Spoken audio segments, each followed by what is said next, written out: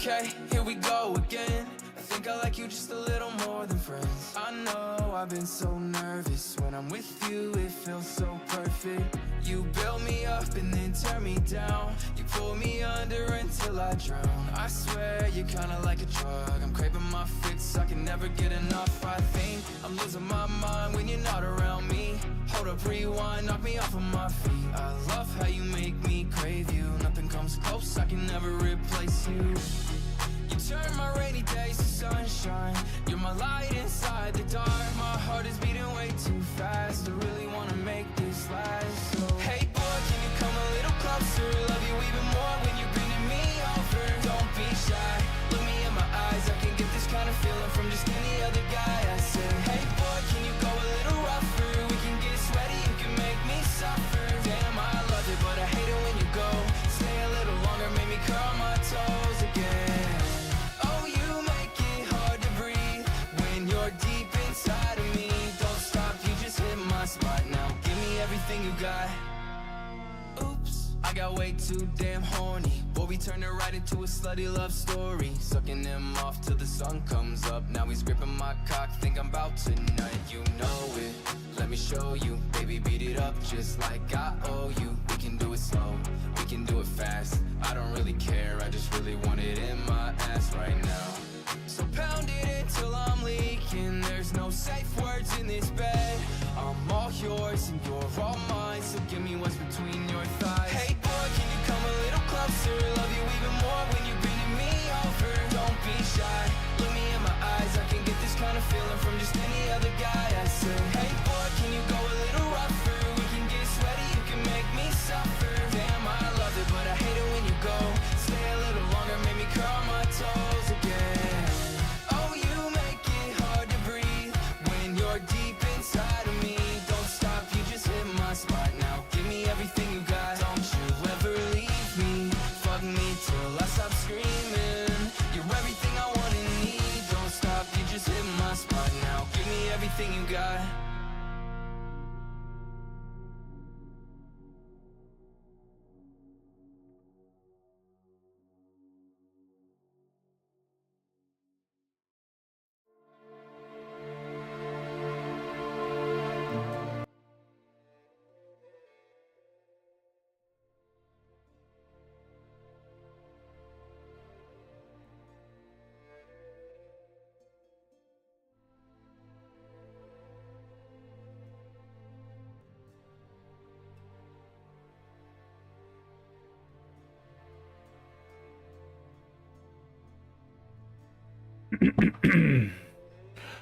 Welcome, everyone. My name is Reaver Valkyria, and I am your dungeon master today. Today, I am joined by Miss Ducky and nobody else, because apparently you can't just get on your phone and roll a couple dice on the Discord app. Oh, that's a little too hard. It's not like I drove, you know, and played D&D at the same time. But whatever. I guess some people just can't multitask like me. You know, I'm a big brain guy, you know? I'm just joking. I'm joking. Whatever they're doing, I hope they're safe, and I hope they're having a good weekend. But today we are going to be moving ahead without them, and they are going to be pickle-barreled. Each and every one of them are getting pickle-barreled.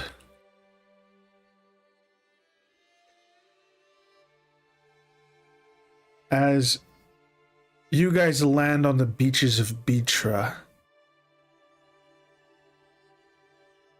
the pickle goblin comes in and immediately strikes, encasing them in a pickle barrel.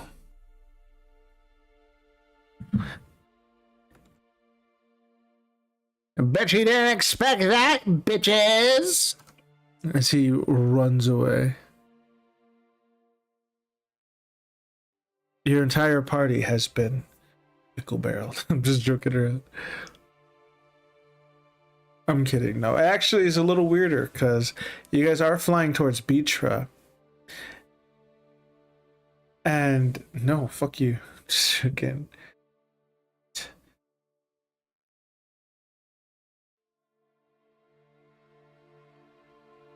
Yeah, I don't have your audio on right now because it's the intro. It's the intro. Anyway, this is Dungeons and Dragons. We are the Nat Ones, and this is Blood Wars Session 9. And it is the start of Act 4. Introduce yourself, Miss Ducky. Introduce myself? Mm-hmm. Hello, everybody. I'm Miss Ducky. I'm playing a wood elf ranger named Hagen today. And she is currently the wielder of the Leviathan. Yes, that too. Mm-hmm. So,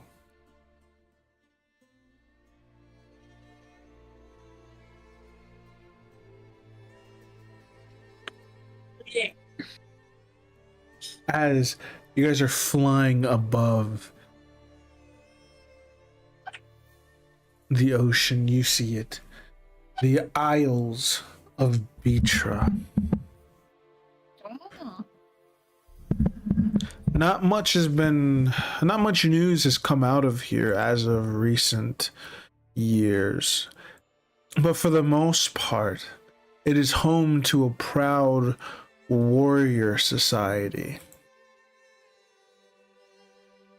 Okay.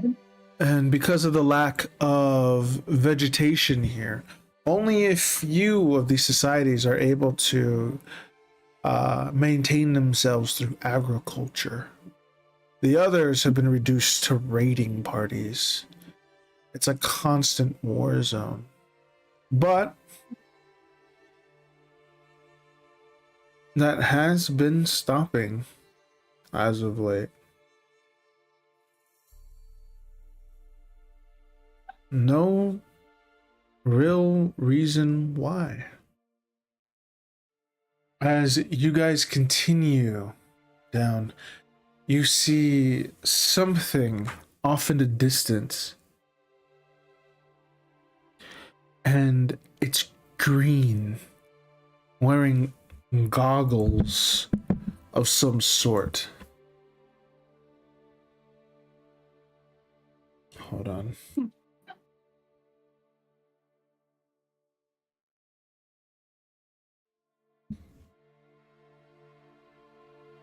As the pickle goblin comes for you. He's like,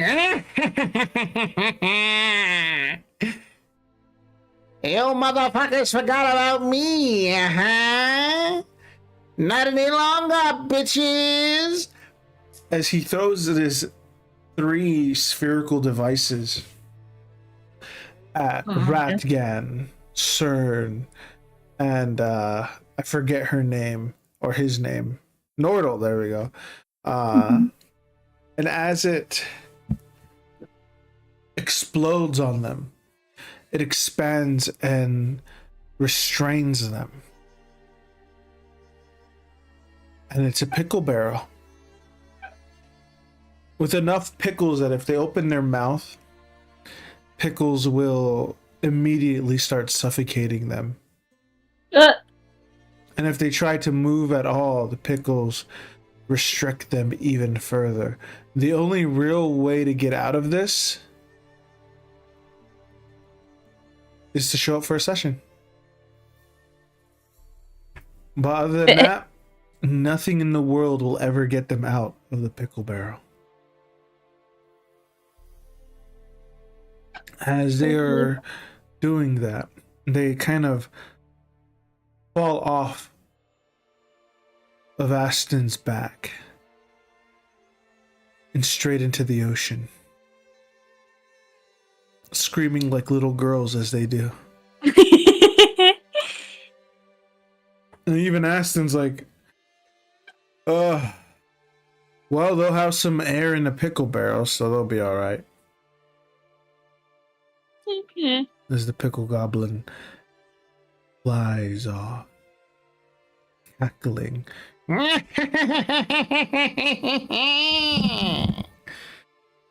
um,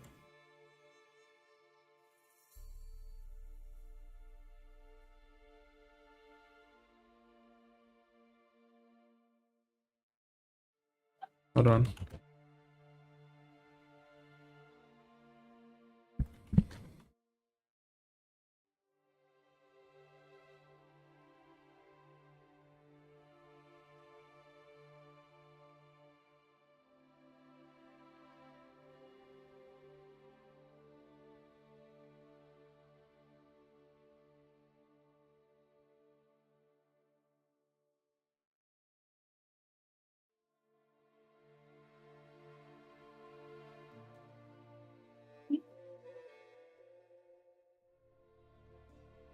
How can the ocean miss the moon? No matter where you go, my tides will always follow you.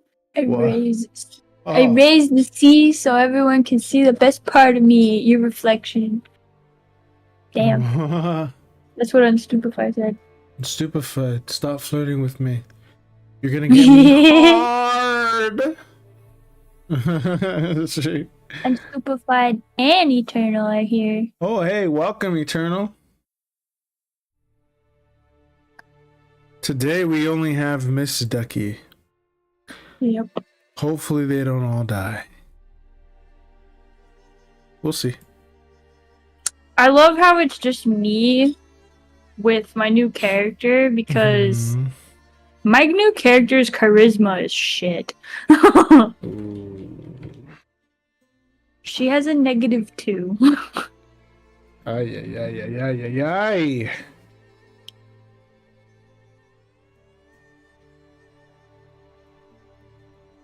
Only that term is far too small for what Miss Ducky is. You're right. You're right. How could I be so stupid? It is here. I'm not it. Just kidding. But as you are riding on Aston's back, you see two more individuals on the horizon. Not too sure what it is. As you get ready for another pickle goblin to make its way towards you, Aston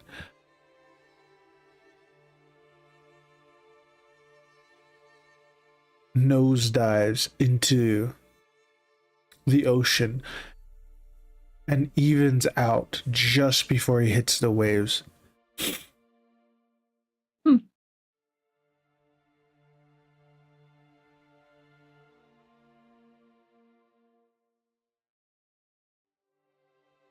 Okay. And you see them. A red and blue dragon. As he nosedives, a cone of fire and lightning whizzes over your head. The face of shock and fear. Maybe both. I'm gonna duck.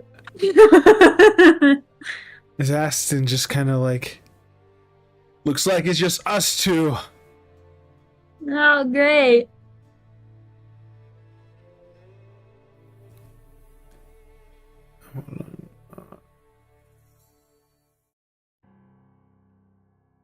No. Maybe this one. You said they were red and blue? We'll go with this one. Yep, a red and blue dragon. Lovely.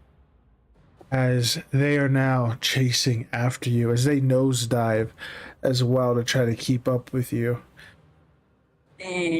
Aston looks around at you as he curls his neck around. You any good with that bow, or is it for show? They don't call me a ranger for nothing. She'll like pull it out.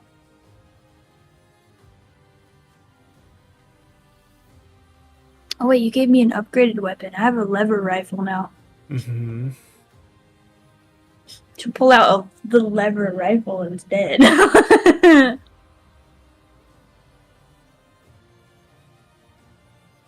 As you pull it out, Aston is just like, all right, I just need you to slow them down. We can Got it. We can eventually outrun them. Aim for their wings if you can. I'll do my best. As they catch up, they're about 80 feet away from Aston. As they're now catching up, it is up to you.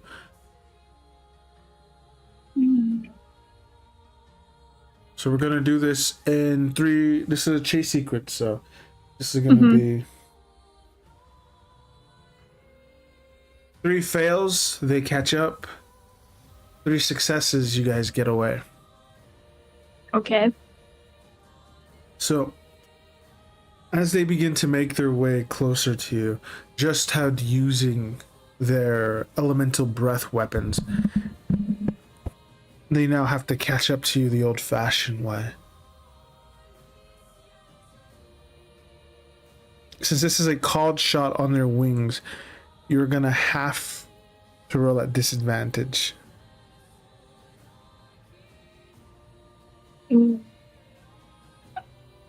Oh yeah, I have a 20 in dex. Mm-hmm. I'll need to find the thingy for that later.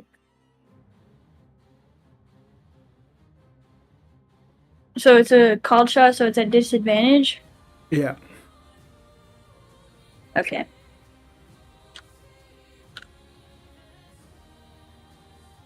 I'll roll just the 2 since it's the disadvantage.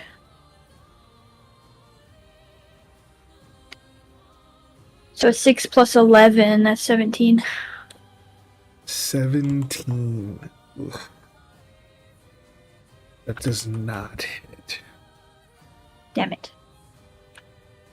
As you fire at them, the red dragon, he kind of, not gently, but he sort of rams into the blue dragon, avoiding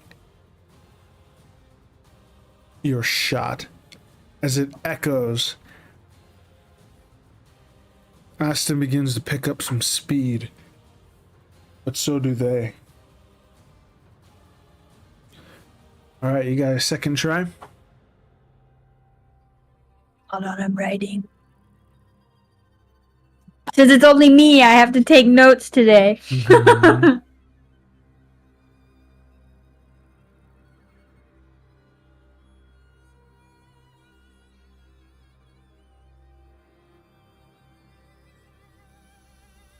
Unfortunately, my hand cramps when I start to write too fast.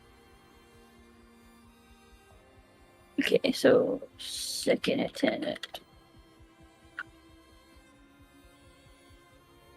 Oh, damn it, they're both 4, so that's only 15, so this is another mess.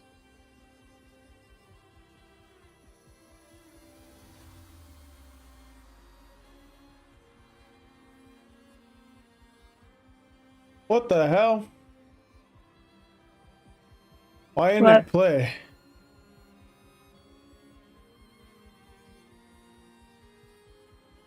I'm sorry, but I'll read it for you. And bitch, remember, if a woman is unhappy, it's the man's fault. The man is unhappy, it's also the man's fault. Yeah. You're right. I'm stupefied.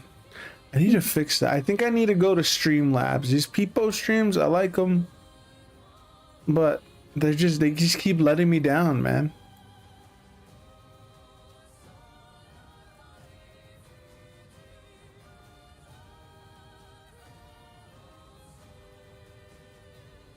Are you done writing notes? Because I need you to take that shot. I did. I rolled. Oh. It's a miss. It was a 15 because they're both 4s. Ay, ay, ay. As you begin to make your way towards the shores, they are now nipping at Aston's tail. As you fire, you end up hitting one of them directly in the face, but it hits their horn and it ricochets off into the ocean. She'll curse under her breath. I'm gonna go play RimWorld, but your Rim is my world. What the fuck, man? Alright, roll again. Remember, if you fail one more time, they catch up. Damn it. What about... Ooh. But it's a disadvantage. No. Yeah. So that's a 16, so it still misses because that 17 missed. As you miss one more time, the red dragon and the blue dragon, they grab Aston by... One of them grabs him by his leg and the other one grabs him by the wing. As they begin to go down, everyone crash lands on the beach. And as Ashton is trying to get free from them, he looks at you. Again? Yeah. Now we're in for a real fight.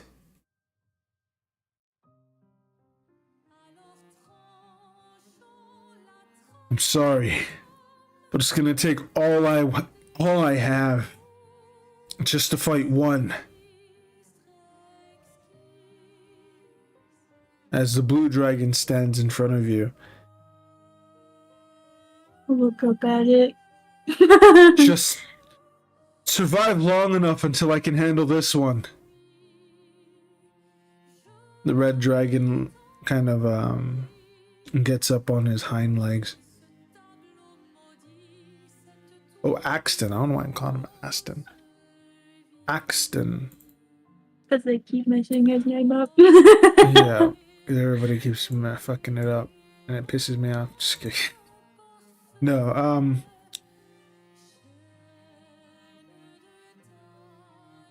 pretty cocky for a mortal. Especially one that stinks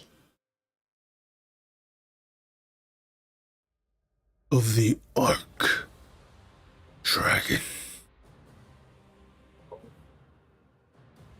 As Axton returns to his mortal form to get free of their clutches, he summons Drakmorin to his side.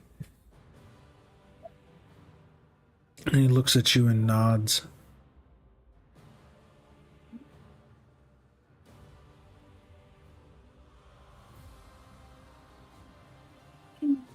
You are now going to fight an adult blue dragon.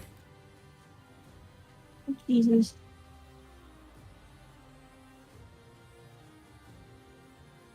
Roll initiative.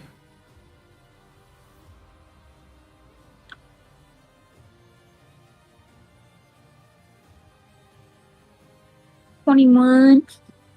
All right. This one is for the two dragons. That is a... Oh, they're both not very dexterous, so it's as is.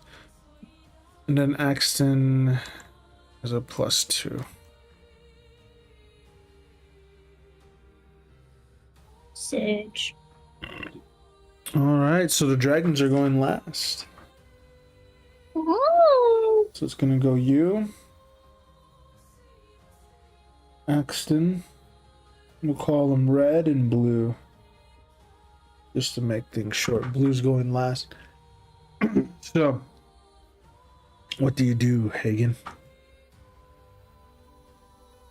Okay. I'm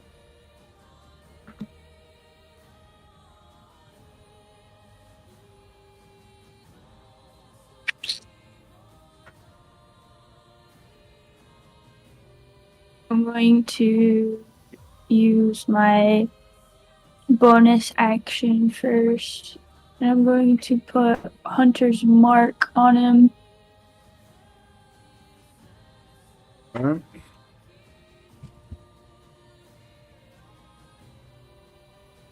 He's within 90 feet, right? He's like 30 feet away from you. Okay, yeah, then I can get this on him. And also, just so you know, the blue dragon does have his breath weapon back.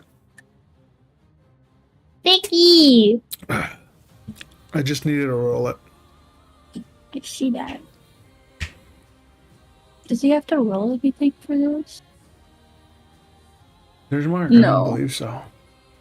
No. It just lets me deal an extra damage die.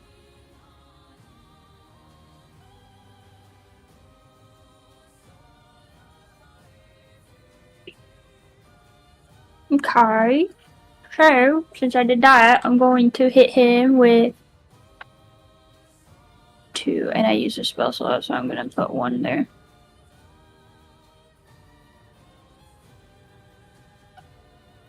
I'm going to hit him with 2 shots from my rifle. Alright.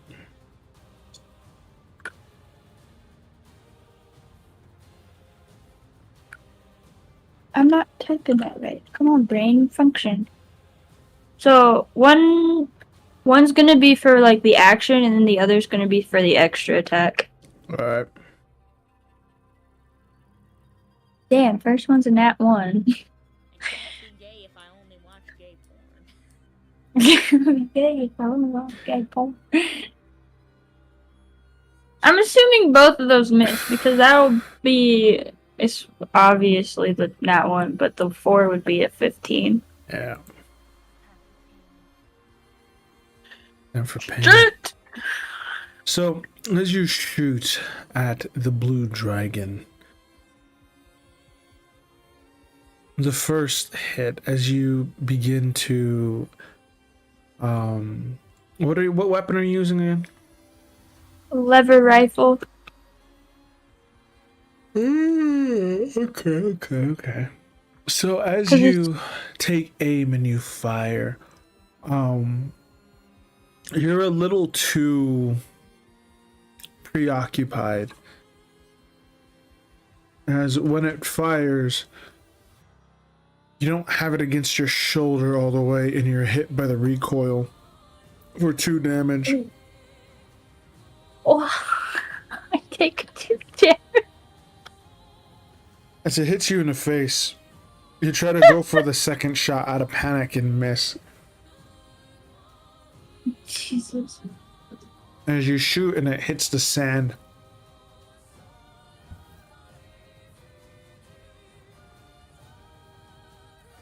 Fuck.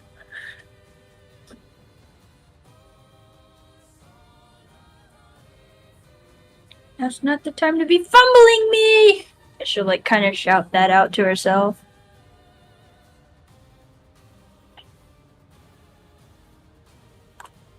Did you end your turn? And yeah, because she used the bonus action for Hunter's Mark on him.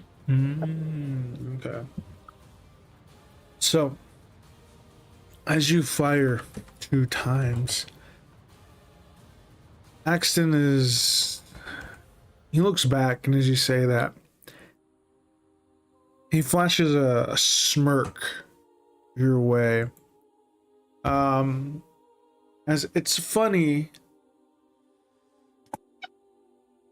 But at the same time, you know, It's a serious moment. This is Yeah. I could die. pretty much.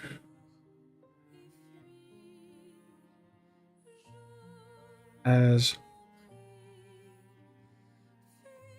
just call it. Wait, what? Hang on 1 second here.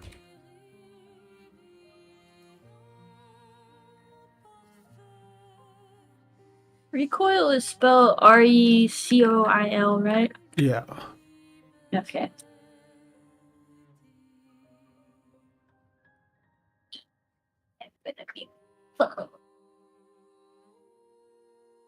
Ah, okay.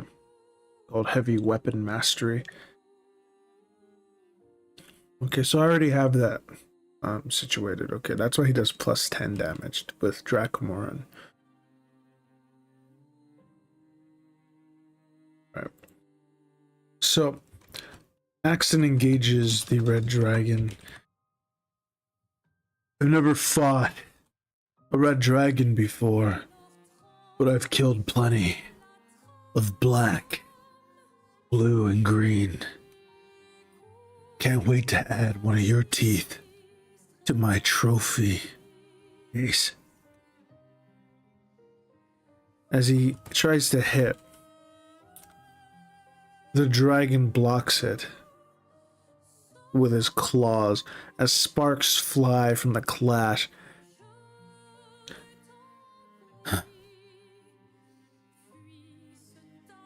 And strikes again. And with this one, he's going to use a grave strike. So that is a 6d8 altogether. Yeah. 6d8 plus 10. And he is going to mark the dragon, so the dragon has disadvantage on all attacks against him. And it hits the dragon with 33 damage.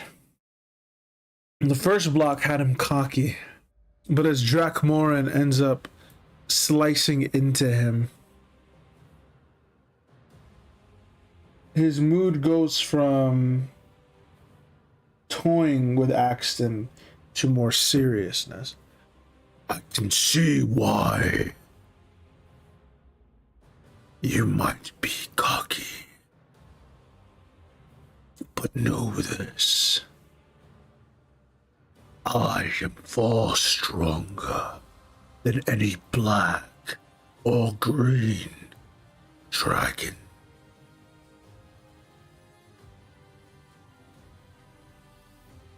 As he locks on to Axton. And then with that, he'll end his turn looking at you. Stay focused! I'm trying. As Red begins to move in for the attack on Axton. He's going to do a multi-attack. That means 3 attacks. Jesus. He's going to do 1 with its bite and 2 with its claws.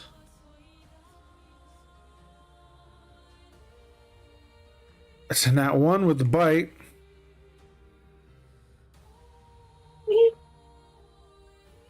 It's a 5. Another 5. He has plus 14 to hit. Jesus. And Axton's wearing medium armor. Half plate. So that 19, it hits each one. Except for the Jesus. 1. Yeah. As you see the first hit, Axton shoves his greatsword into its mouth and twists as you see some teeth come with it. And Axton is going to do a grave riposte. As he's reeling back, Axton hits him with a grave riposte. doing 6d8 plus 10 damage. Oh, and I forgot that he's also a great weapons master as well. So that is a 3d8. So that's 32 minus 4, 5 plus 15. So that's 42 damage altogether.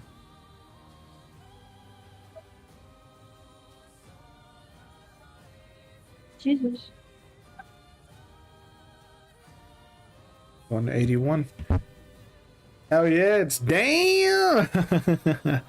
As Axton pulls back his blade, he blocks each and every claw strike as the dragon is reeling from having its bite attack knocked out, which means now the dragon can only use its claw and tail attacks from now on out.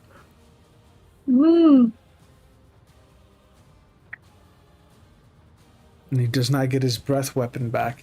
But with each block, it's not a perfect block, as each time it hits, the bludgeoning damage and the slashing damage that comes with it breaks through the guard, avoiding lethal damage, but fucking him up nonetheless. For 4d6 plus 16. So 27 damage to Axton.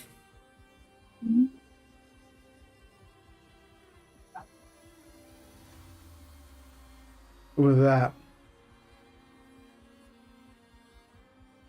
the red dragon ends its turn. We're moving on to the blue dragon now.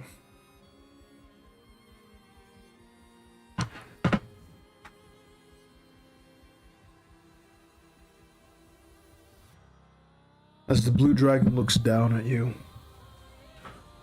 Mortal. If you stand down, I will spare your life.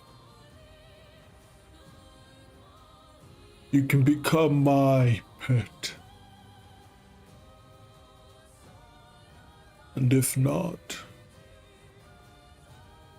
I shall cut you down here and now.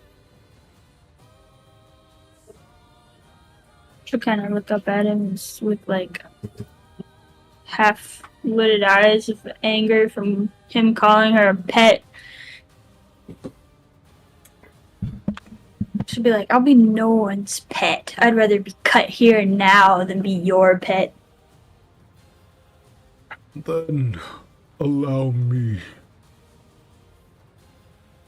to tender the meat before I prepare it for consumption. As sparks begin to build up in his mouth, you get ready. Roll a dexterity saving throw.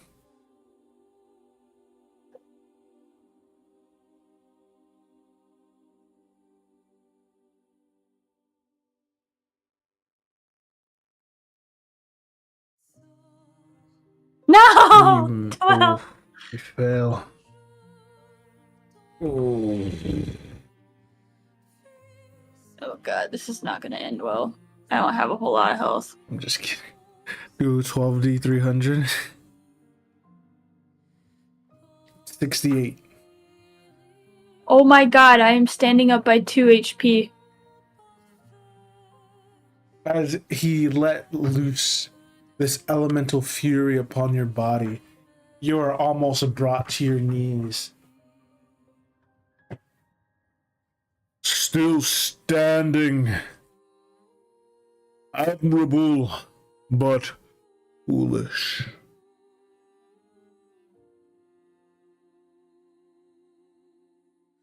As he walks up to you, now within melee range, Gaze upon my figure. It will be the last thing you see. As ends turn, it's now your turn, Hagen. Well, um,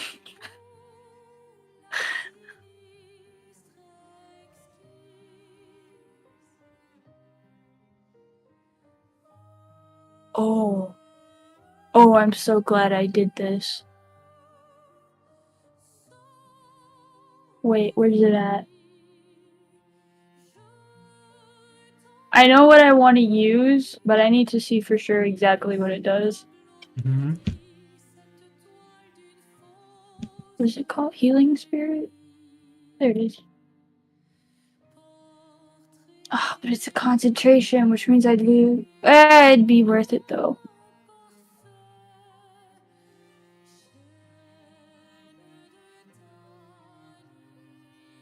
Does he already have wounds on him that I could target?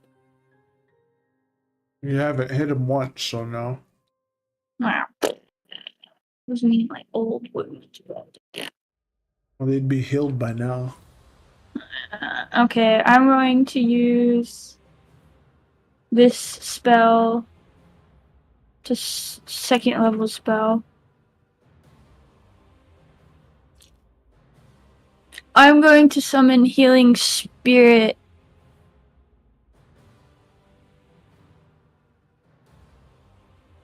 It says, I call forth a nature spirit to soothe the wounded.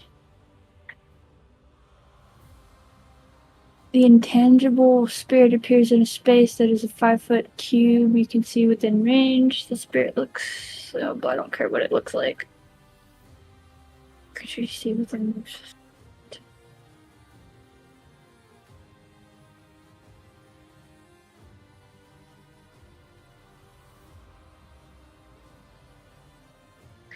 Actually, I don't know if that would automatically do something.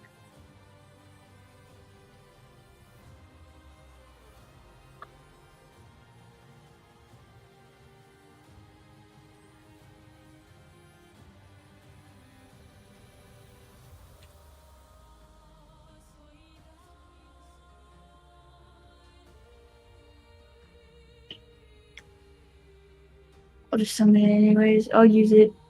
And it'll be...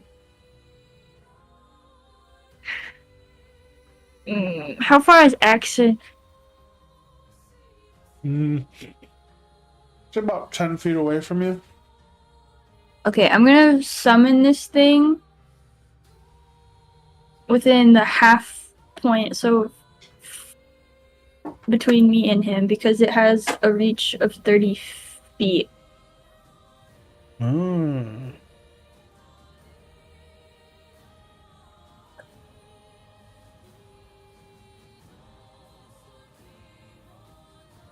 And what happens? I'm gonna up the casting on it, though.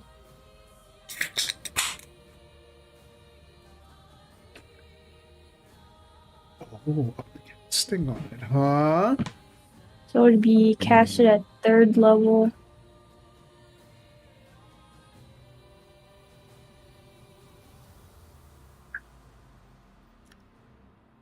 So I used a 3rd level spell slot. It says until the spell ends, whenever you or a creature you can see moves into the spirit space for the first time on a turn, or starts its turn there, you can cause the spirit to restore 1d6 hit points to that creature. No action required. Hmm. And then as a bonus action on my turn, I can move it up to 30 feet to a space I can see. It heals a number of times equal to 1 plus my spellcasting modifier. Okay. And then after that number of times is used up, it disappears. But since I cast it at 3rd level, it's 2d6 instead of 1.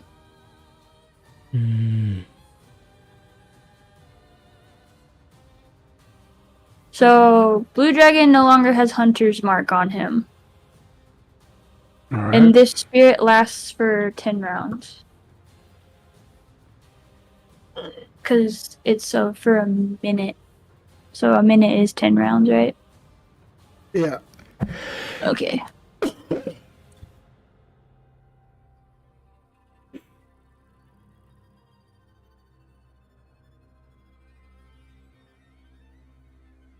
Do you end your turn? With that, I'm going to do. This really sucks because I don't want to potentially miss, but I'm at a dying point at this moment, so I'm going to do 2 called shot for an eyeball. You rolled a hit. First shot.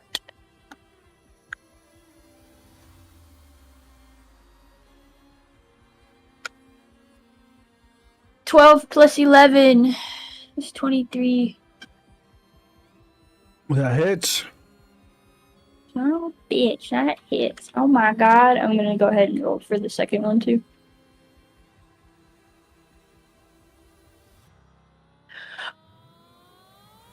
A 5 plus 11. Damn it, That that's a does 16. not hit. So the first one hits. So that is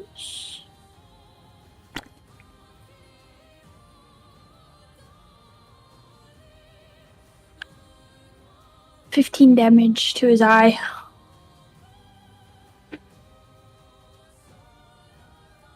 15 whole schmackaroonies? Mm-hmm. Oh my goodness. Hold on. Okay.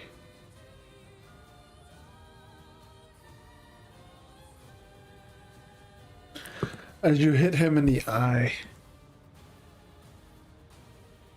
he roars out in pain.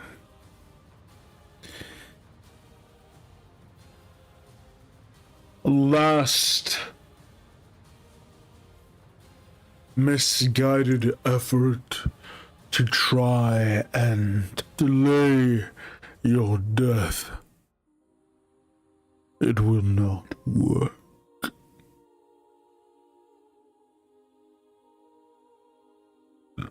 Do you end your turn? Mm.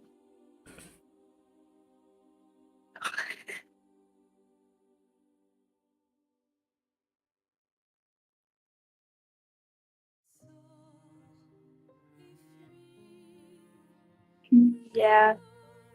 For now. No. Axton. Well, they're attacking now. As he sees what has happened to you, he starts fighting more furiously, but in his haste, is not really thinking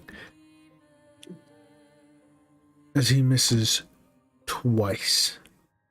They're both 12s. What are the fucking odds? As he is swinging, he is trying, get out of my way! Hang in there, Hagen!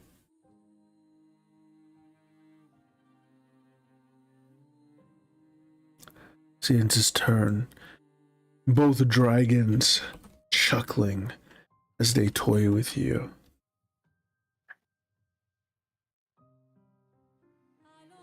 Poor mortals.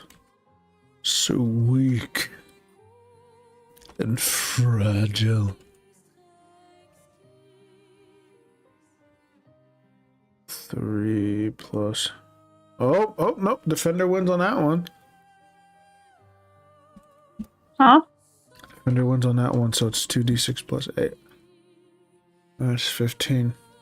But Axton can do Grave Repost.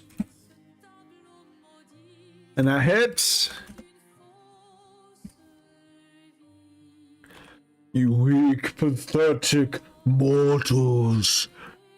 Struggle all you might. The dragon will always win. as he draws blood from Axton. Axton roars out.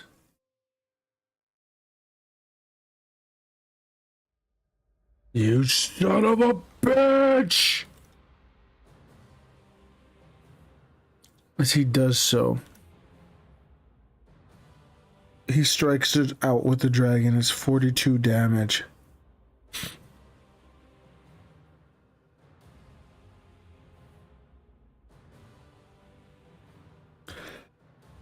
The dragon shocked as he gets hit.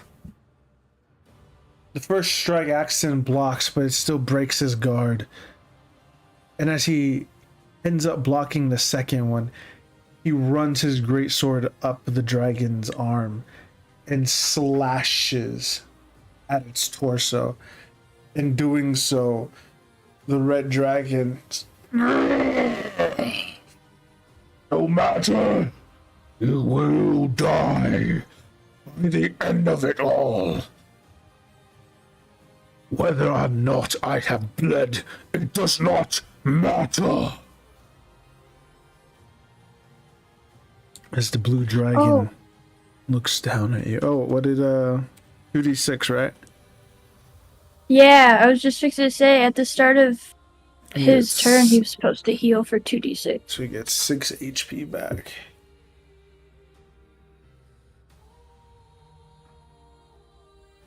Ooh, not bad. Wow. So that was 1 use of it. So it's down to 6 more uses. Alright. As it's Blue's turn. And you. Have you made peace with your god?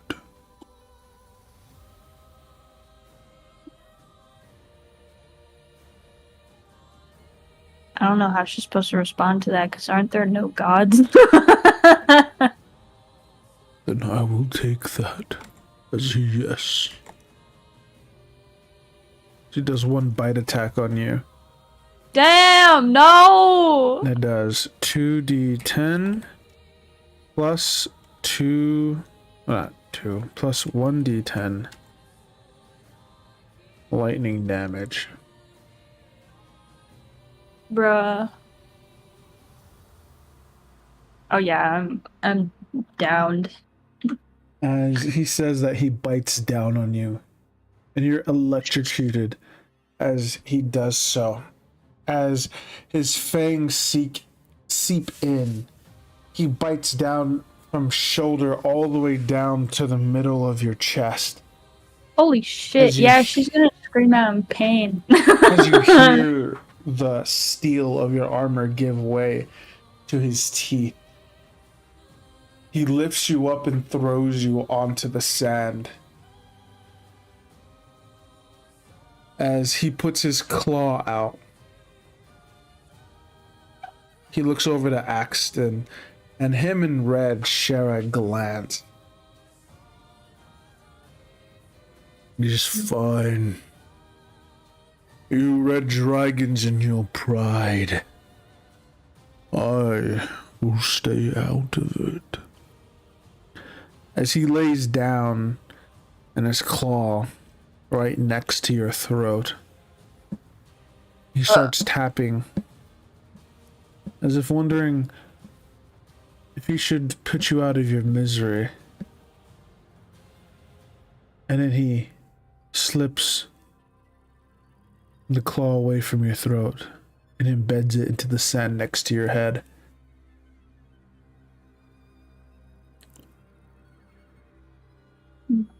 Watch as your friend dies. Hagen, he said. Hagen. I'll be content to watch you die. Slow and painfully.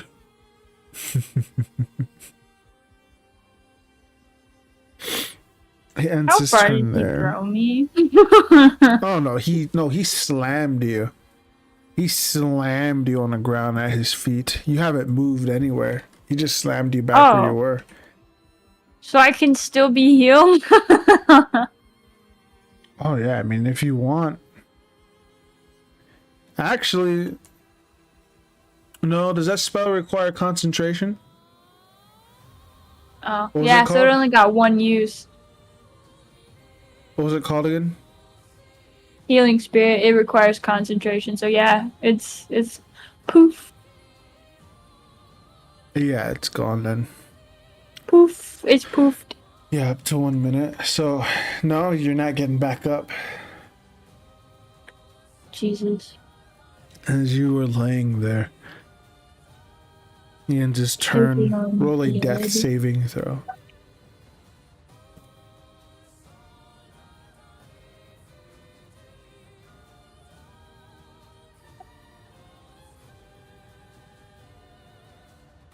$15.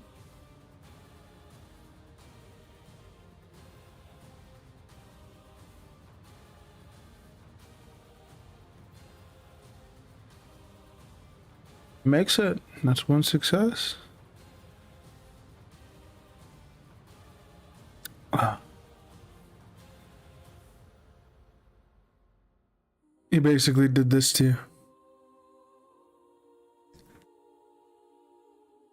Jesus. But with his mouth. Yeah.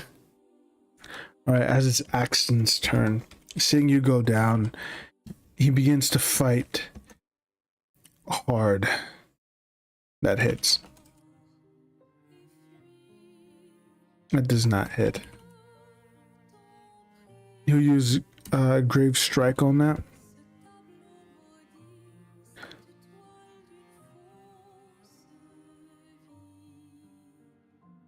$41 damage instead of just 40.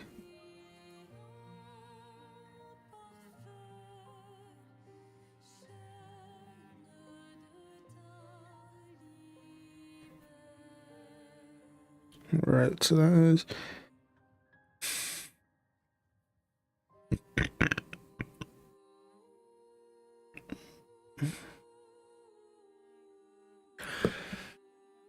you see him strike out in fury.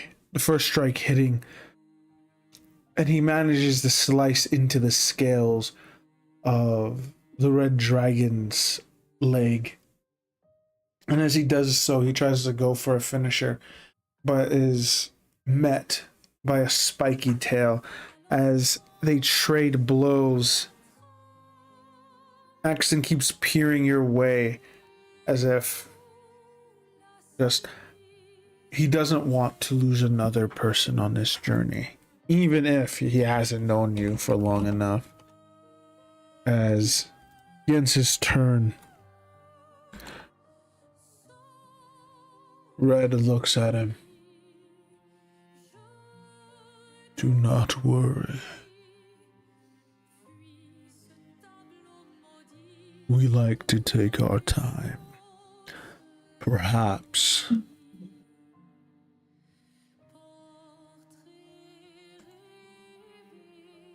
you may be able to save your friend. That's a hit. That's also a hit.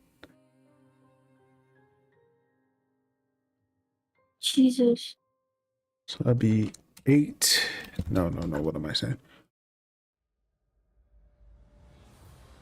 That is 4d6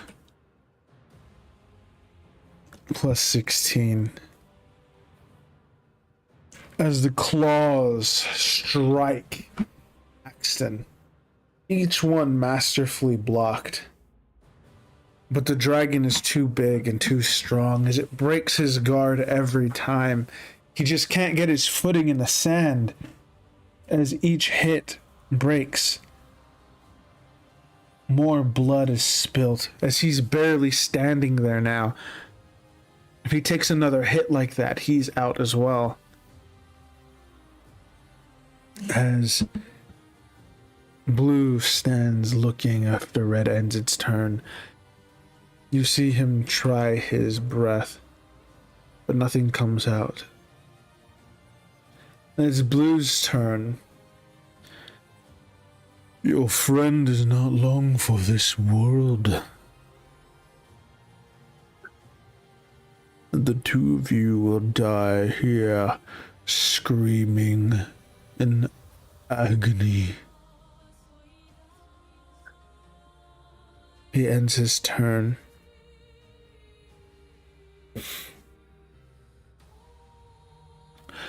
And as he says that, Red and him begin to chuckle as they're getting ready to finish the both of you off.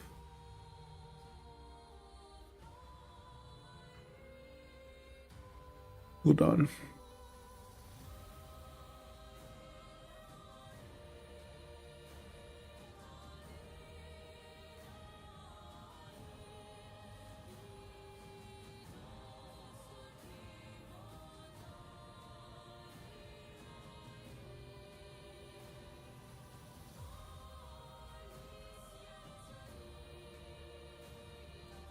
You hear something that sounds like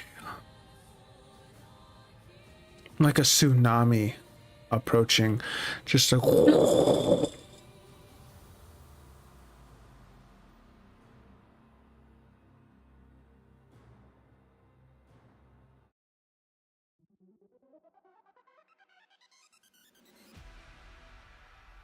well. as a new man has entered the scene. Oh As my you guys God. are fighting,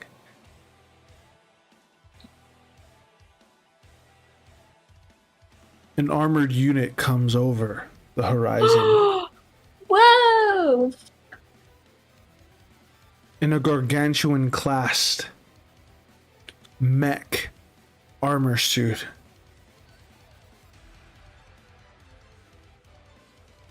You hear a voice.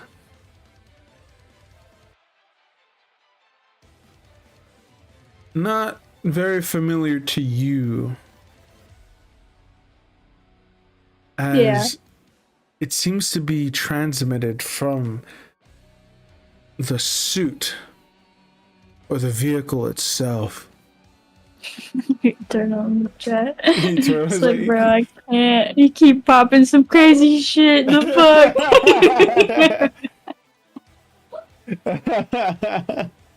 Well, it wasn't supposed to be just me today. No. But this was planned, though. I expected you guys to get your shit pushed in by two dragons.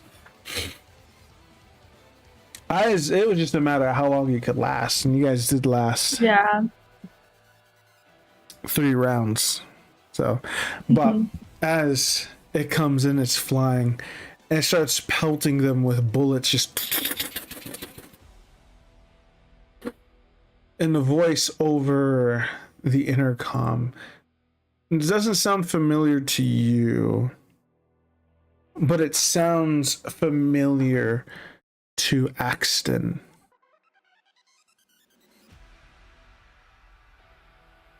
Hold on.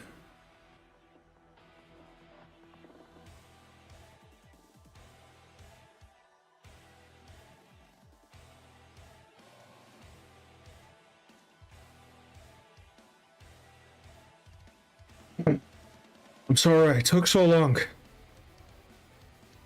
I had to see some of my friends over in Oxford. And hopefully this will be enough to even the score with these fuckers. As he begins to charge up his auto railgun from 300 feet, he begins to pelt the red dragon.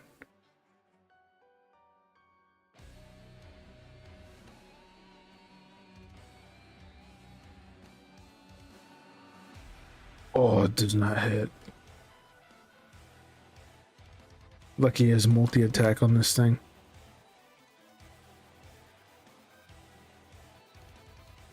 Alright, 2 of his strikes hit.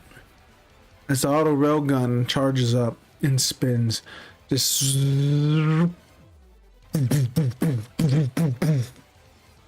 lets out 3 volleys of Look, just piercing doing the and bacon force on the ground damage. for like 3 minutes and all this happened. Yeah, I'm just laying there like, I'm bleeding to death. That's 10d10 plus 6d6 plus. Jesus, 66? I think that's it. Yeah.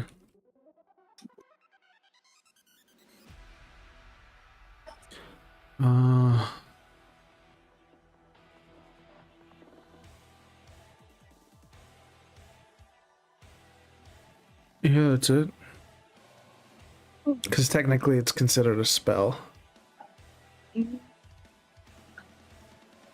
Hits him for 84 damage. Oh shit, 10d10 with a 10 or 66? Oh my god. And with the amount of damage that Axton pulled on the dragon, that's enough to kill it as it is shot to death with these bullets. It's reeled Nice. with bullet holes just.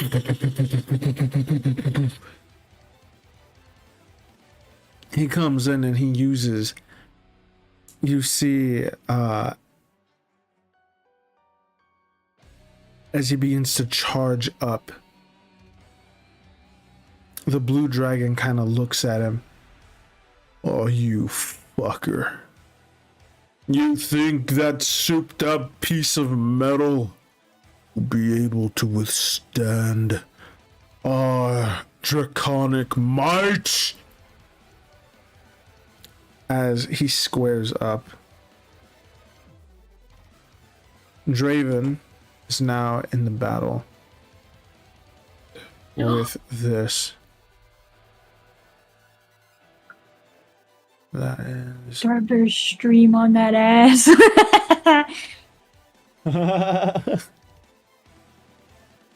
13, so it'll be replacing red.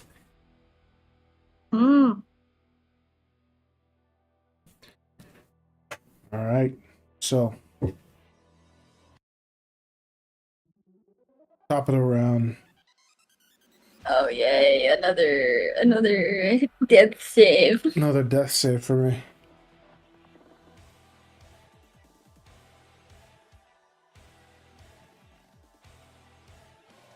Seventeen, That 2 makes it. successes. It's Axton's turn. As he runs up, it's like, don't worry, Hagen. Just hang in there. She'll kind of grunt and be like, I'm trying, and she'll cough up blood. He's only able to hit the blue dragon once.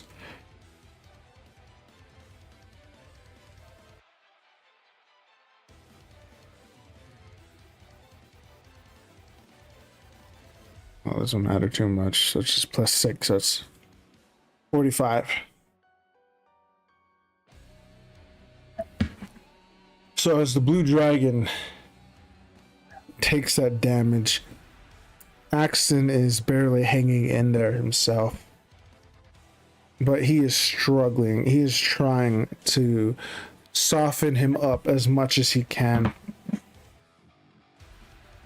As the blue dragon notices, shit, now I have 2 bugs to worry about. As it draws blood, Axton will end his turn. It's now Draven's turn. I'm sorry. I ain't got really, I would say, a lot to wait around for. So I'm just gonna have to take you out right here now, buddy. As he looks up at Draven. It's gonna take a while, but you better count your days. As he begins to charge up his siege buster. He's gonna let out 3 more attacks against the blue dragon. I'll just roll it one at a time. That's a miss. That's a hit.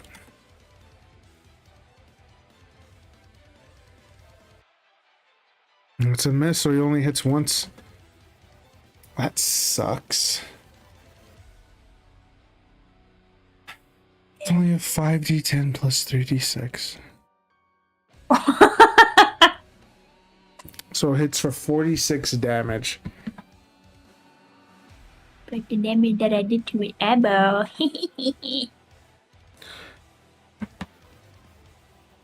And he manages to block most of these high-powered railgun attacks. That's just... You see each of them hit into the sand.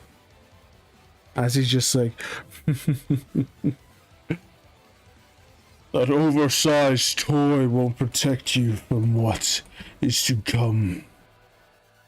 As his lightning breath fully charges up, Draven now has to do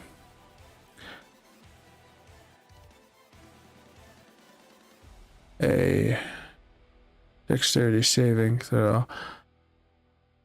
And I will use jet boost evasion, which will add +5 to the throw. Sadly, I can't heal. I'm still down.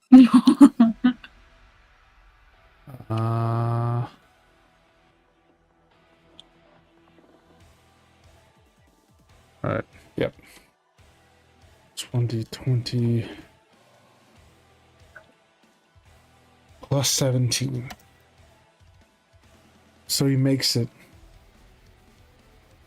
As the dragon lets loose his lightning breath. That's a 12d10.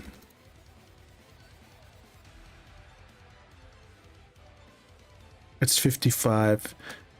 And 55 is halved. So it's 27, I believe. And then the 27 is also halved because this armor is lightning resistant.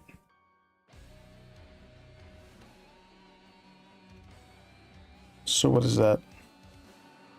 13 damage? 13. So it does 13 damage. This elemental breath that's able to reduce most things to ash barely even registers. It doesn't even knock him out of the sky. As he notices this, the blue dragon looks up. So, this is what has been hampering our efforts in this region. I can see now.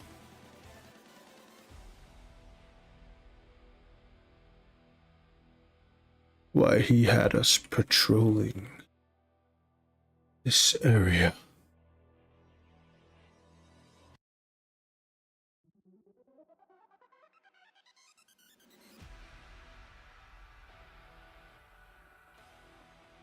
Perhaps we may cut a deal.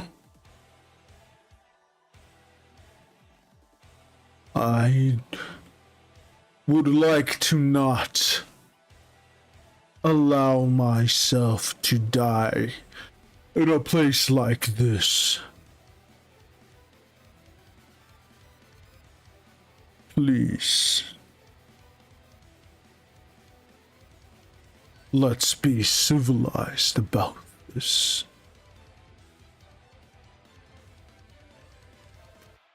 Unfortunately, that's not up to me.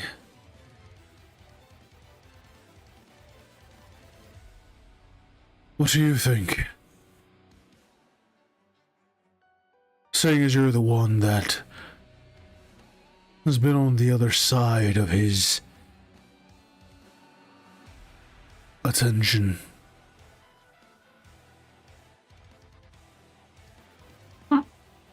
You. Do you want him to die or what? He's trying to cut a deal. What do you want?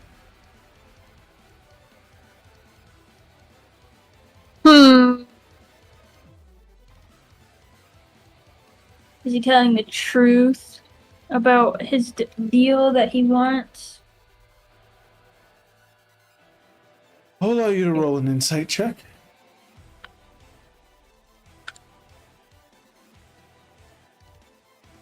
Where's my insight? There it is. Ah, 10. You do not know.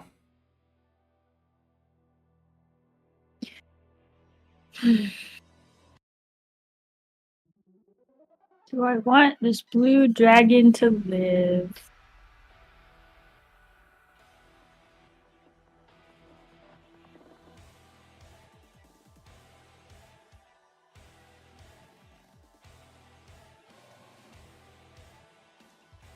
I honestly don't know because he's a dragon.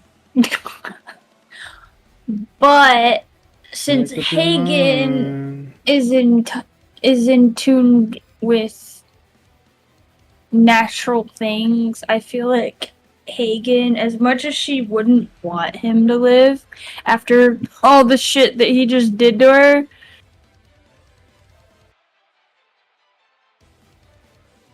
she's gonna try to sit up without like hurting herself even more since she has like a big old chomp in her chest right now. Mm-hmm.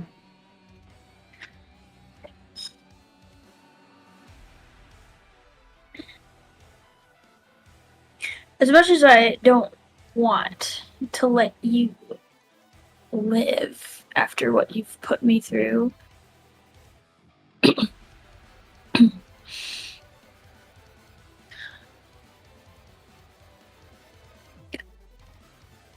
I'll let you live.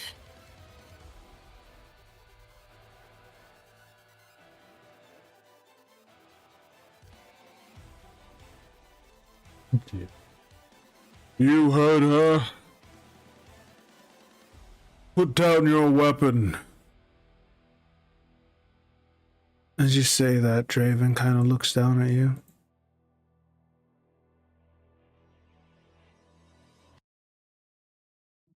Well, I hope you know what you're doing. What you're doing with us. But God, I hope I do too. I'll leave it up to you. As he begins to make his way down. Dragon, for now, seems to be docile.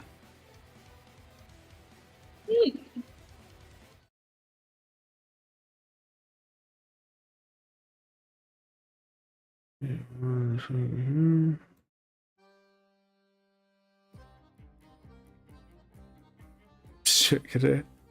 What the fuck? What kind of amazing? He's like doing a little jig because I let him live. God. I don't want anything with there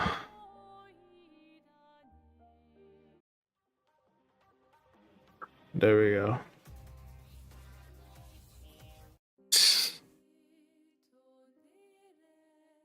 I don't really want anything with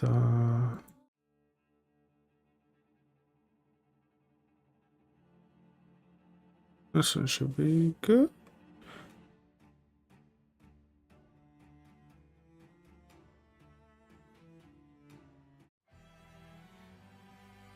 Oh, we lost. Damn. Well, at least I know this is good for boss fights. Mm-hmm. Alright.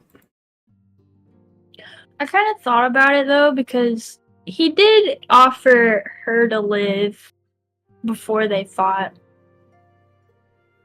but she didn't want to be a pet. Yeah. But it would have been a nice pet.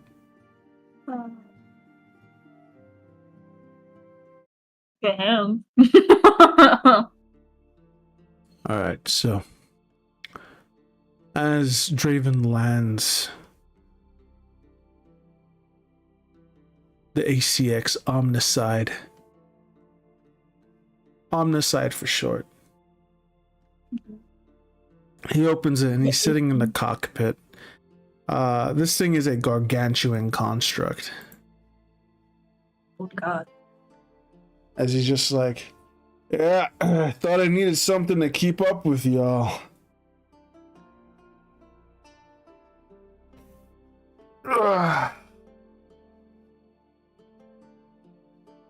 How's it looking?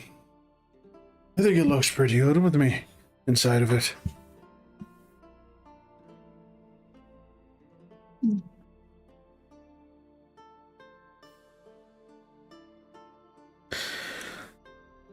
Well, if you don't have anything to talk about, then I guess, whatever.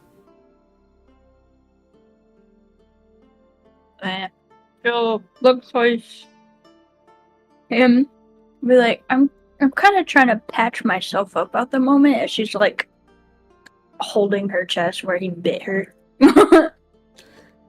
Alright. Axton comes over and he shakes Draven's hand. Thanks. Just on the ground. I don't know if we would have gotten out of that if it was just us two. The other three, they got attacked by some pickle goblin of some sort. Not too sure. After that, we were attacked by these dragons and things got ugly.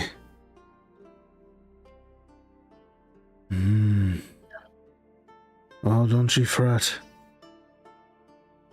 As long as I'm in this thing, that Bluey shouldn't be too much trouble.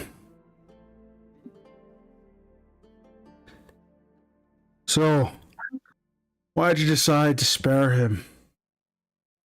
I feel like it was appropriate since he offered me that the first time around.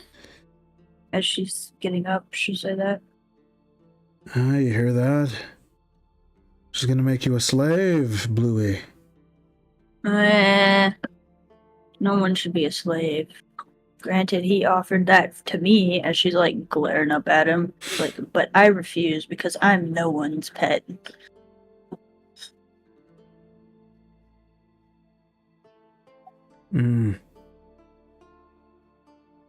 As you say that,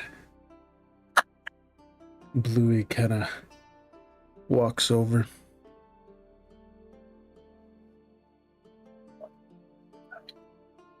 Then what is it? You're just letting me go?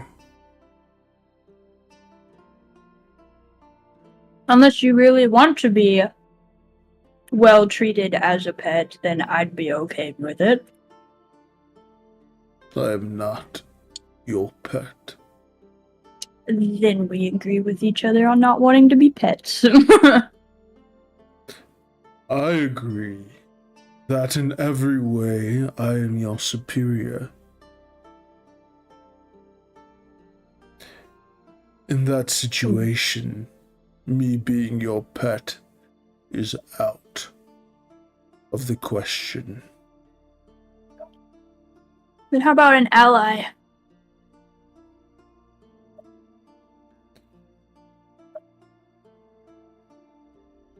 You indeed have spared my life, and for that I am indebted to you. But do not think because of that, for 1 second, I am your ally. I would be the laughing stock of the draconic community.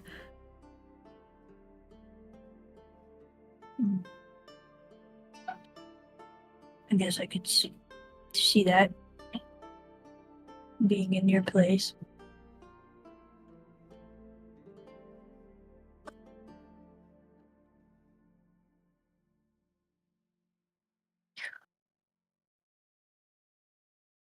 So, what is it that you want from me?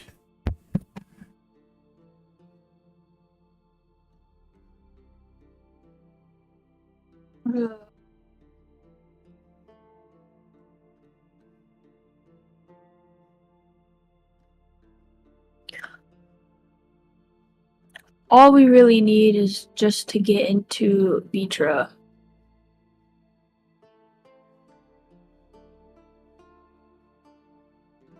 Well, that's gonna be a hard thing to do. I'm here. I was trying to get the raiders all together and hopefully build our own navy just in case what happened in Yobai didn't work out. But unfortunately, this place is taken over by dragons. Ugh. The isle you're on now is what's left of everything. This here's called Yggdrasil. And this is the last stronghold.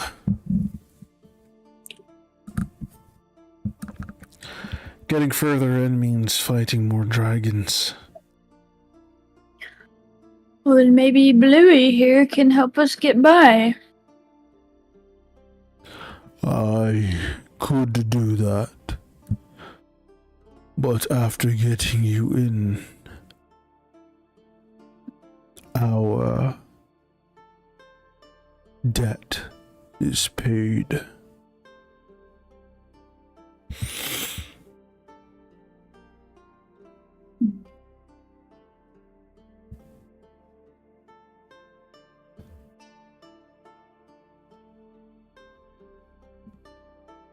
Man, this is a really sticky situation.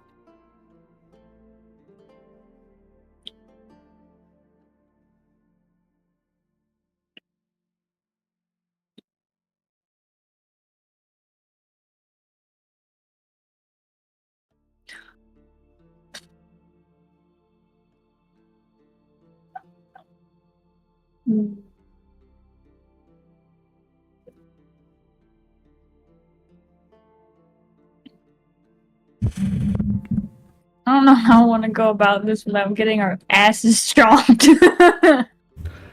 Alright, I'll let you brainstorm because I need to use the little boy's room. Mm-hmm. And you can talk to chat and see if they got any ideas. Yes, Eternal, help me with ideas. Because if he's willing to help us get in, there needs to be a limit. If that's gonna fulfill the debt.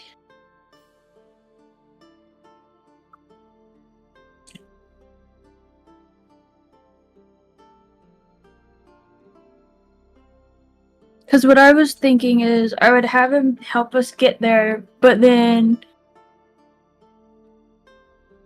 yes, you can help. You can help me brainstorm because nobody else is here to help me.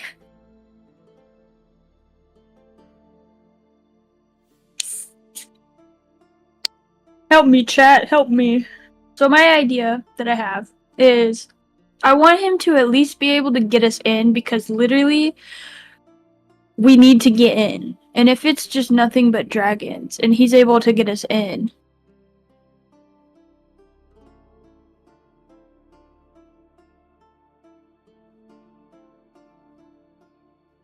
I want to take that option.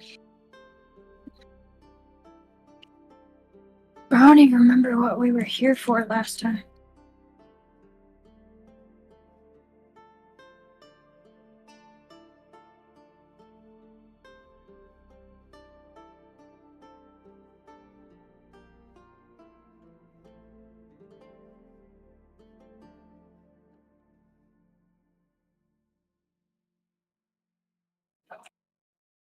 I didn't really get to write all the stuff that I need to last time. I'm sure he could be a good ally in time.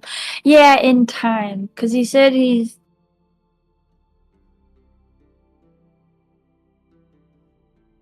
if he helps us get in, then the debt towards me would be paid.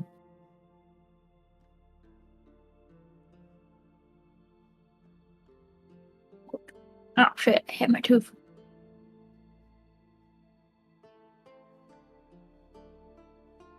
I think he could help us get in. At least give us time.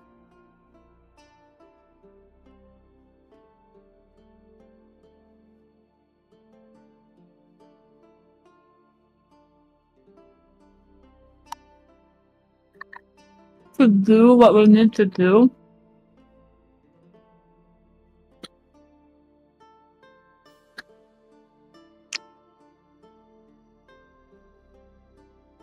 Yeah.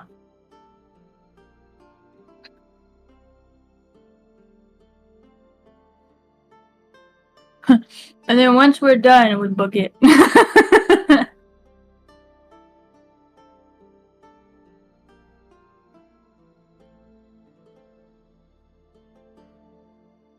Because that's really the only thing I can think of.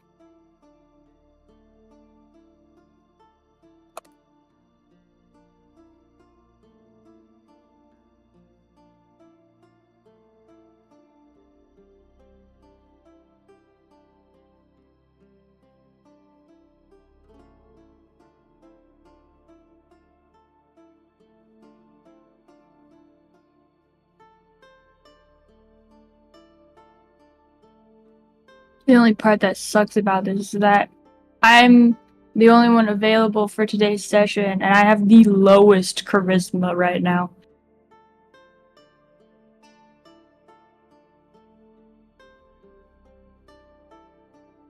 For real, imagine you have a dragon in the team. Just for a little bit.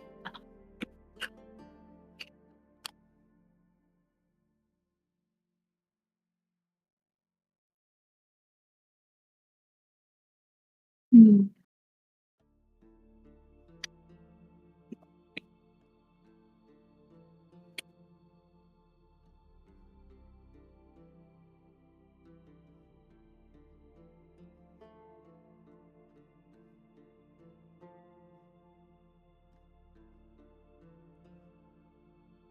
I'm trying to think of other ideas, but I can't.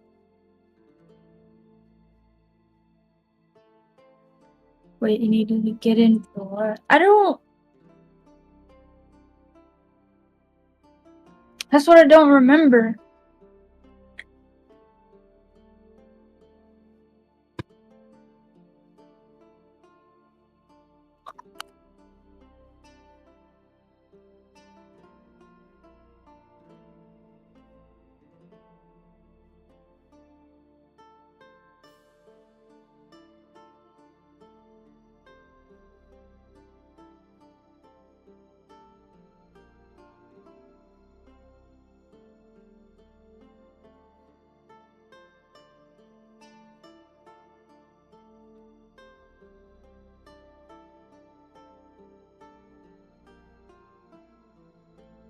Yeah, me too. That why I can't think about something, because after that, the dragon drop your cheeks. We do what?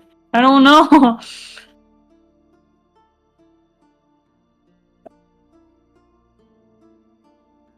I sent Punky a message. Hopefully she'll answer, because I asked her, does she remember why we were headed to Beatra?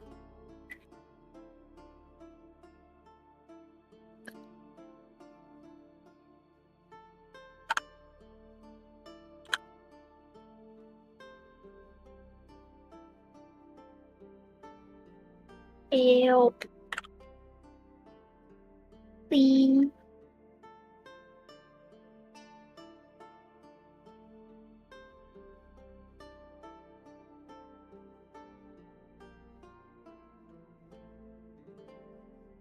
Oh, that's really good. 2 chips. Maybe.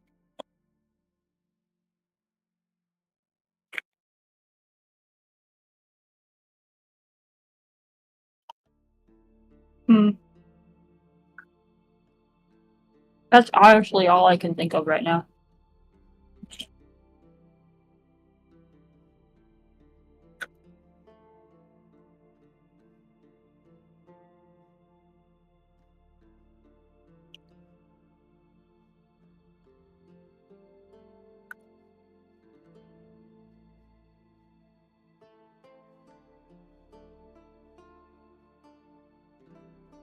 I'm trying to look back into my notes, but all I have is that we were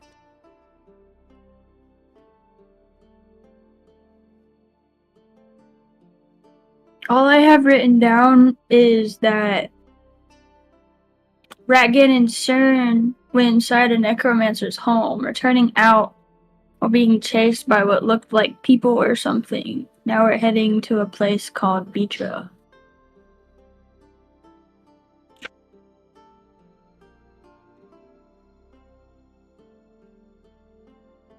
I remember you need to go at 4 temples, but for what?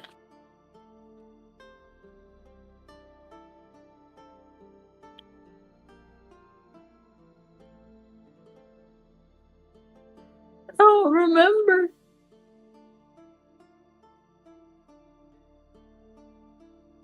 I remember, not Hagen. Hagen doesn't remember, but I remember that Ratgan and Shun had grabbed the book that Sai was in.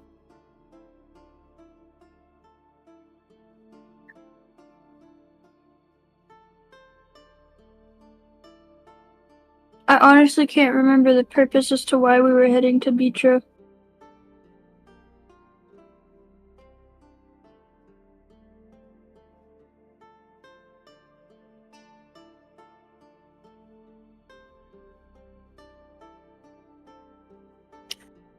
Yeah, the book, but after that I don't remember shit. Me too! I don't remember anything after the book. The challenges? Yeah, the challenges. I remember the challenges.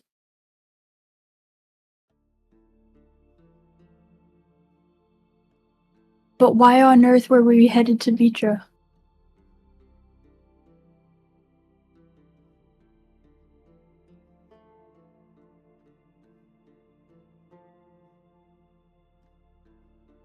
The... Oh god. This is bad.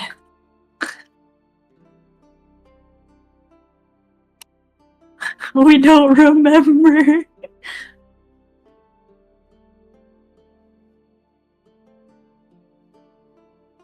Ah, fuck, I keep hitting my tooth. I don't want it to hit my tooth.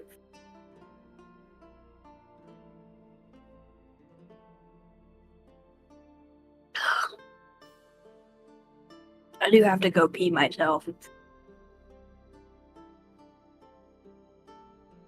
And she hasn't responded.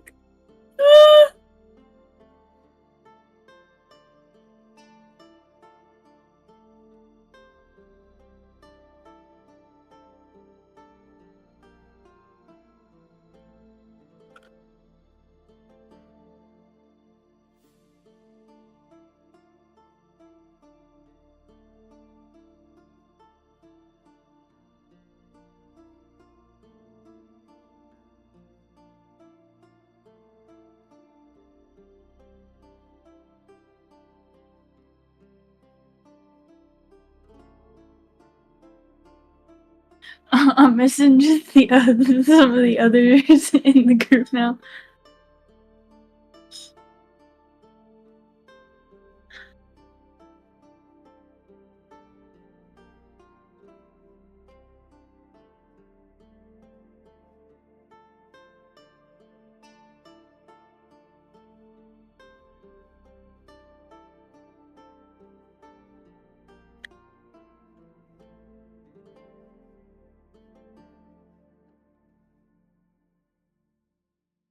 While I wait for a reply, I'm also gonna go to the bathroom. I'll be right back.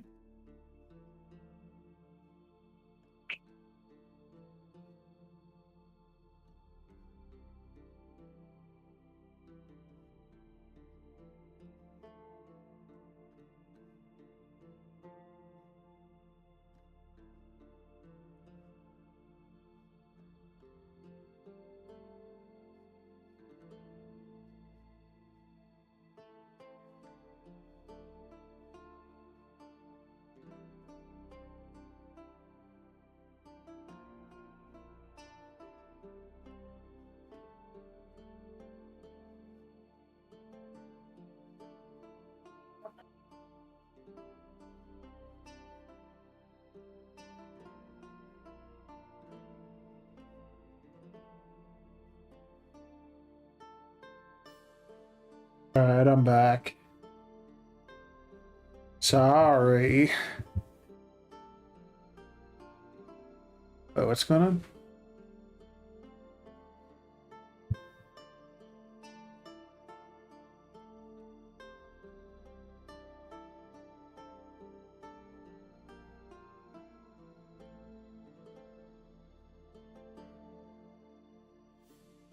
What are you guys trying to do? You guys plotting against me?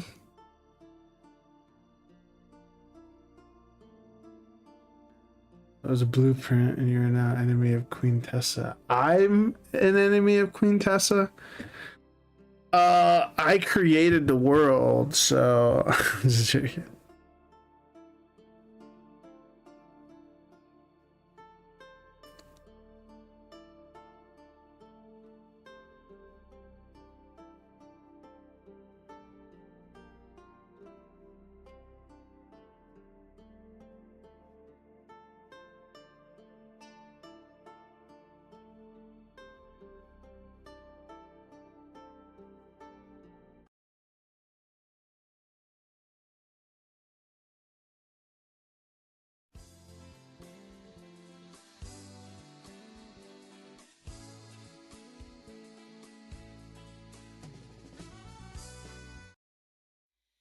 No me queda más.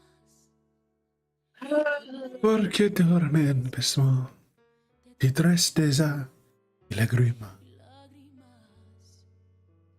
No puedo más que aguantar bien. I forgot. Fuck.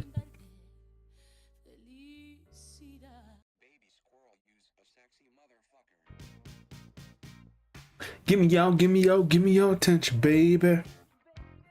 I gotta tell you a little something about yourself. A wonderful, flawless, ooh, you a sexy lady. You walk around here like you want to be someone else. Oh, whoa. I know that you don't know it, but you're fine, so fine. How do you make food? Boxman! Are you finally back, Boxman? Huh? You're my Boxman now. So, have you decided? I can't remember why we were headed to Beatra. Shit. And I've asked the others if they remember, but none of them have. Well, I haven't asked Rye, but I asked.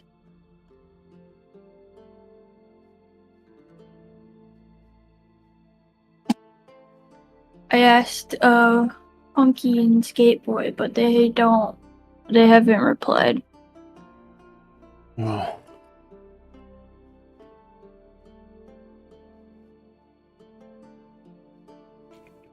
And then that sucks. Yeah, so I don't even know why we would need to get into Beatra.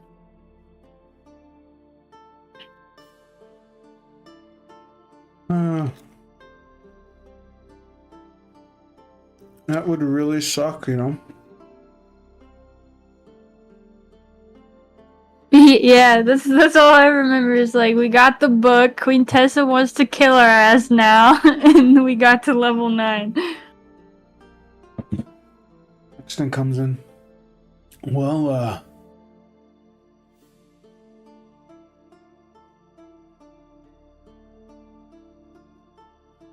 last time I knew,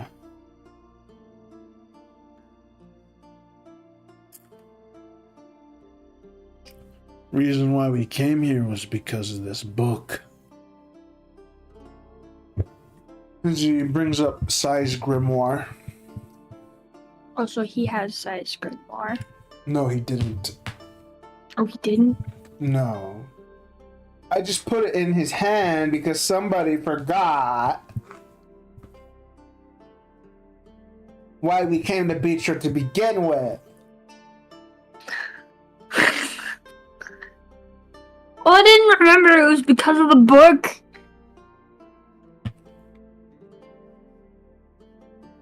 We were close, Eternal. We were close. We remembered the book, but we didn't remember the part that we came here because of the book. Mm-hmm. This is an ad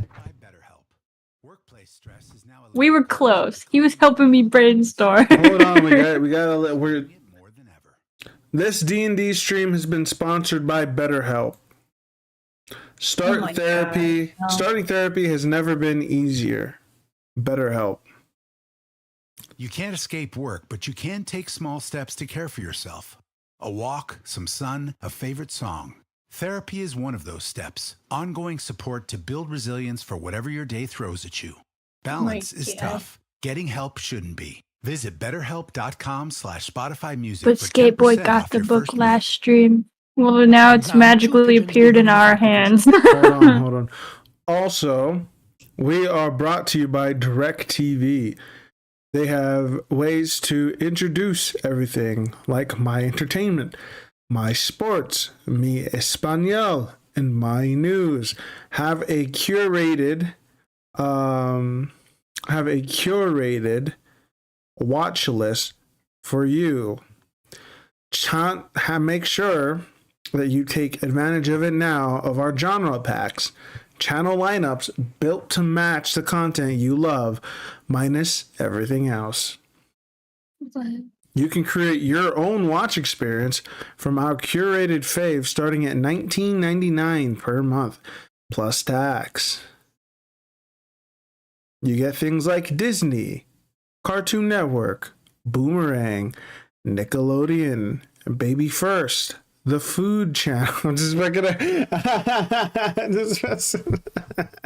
and Eternal both were like, wait, what? What's going on? What? What the fuck?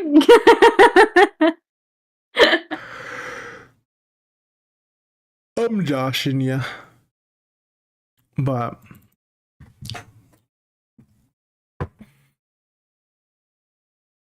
if we do this,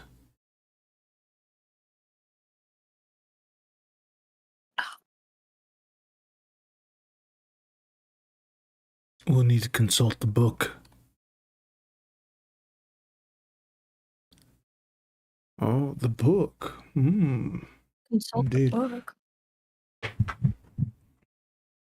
As you guys consult the book, a voice rings out in your ears. It's about time one of you opened me up. Oh. Wait, there's a voice in this thing?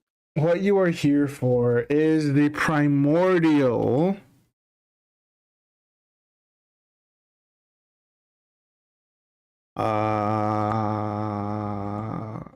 God Piercer. It's an artifact.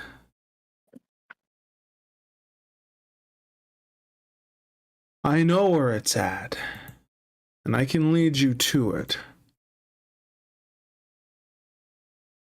It will be used to destroy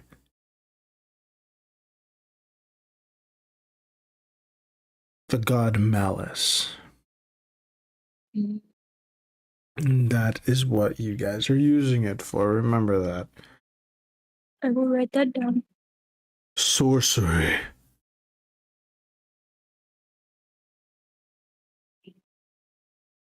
Of the vile sword. Necromancy.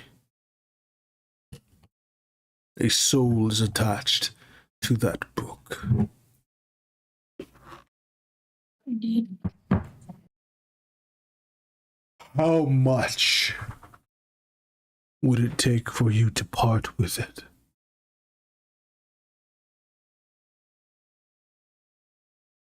I have amassed a trove of jewels, gold, treasures, and artifacts so ancient they have been lost to time. Name your price.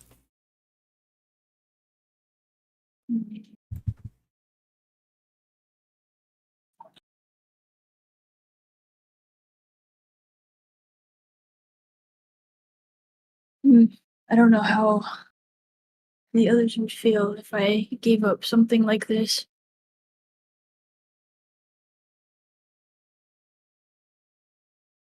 I can give you the wormfire heart, a pulsing organ of flame kept in an adamantine cage. If you consume it, it'll grant you immunity to fire and allow you to transform into an elder dragon.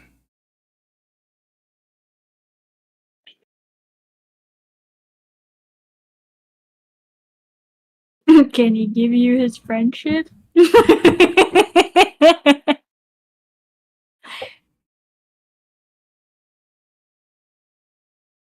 Ooh. You would be greater in strength than even I. I cannot use it, unfortunately, for I am already a dragon. And to override my Brother from another mother. and to override my own biology for that of the red dragon spits on my pride.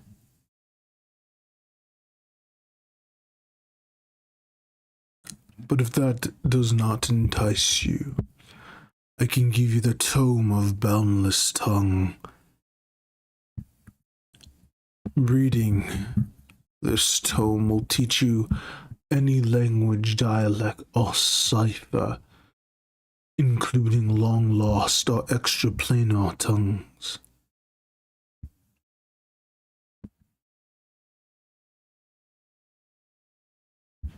And I'll even throw in the mantle of the Dread Sovereign.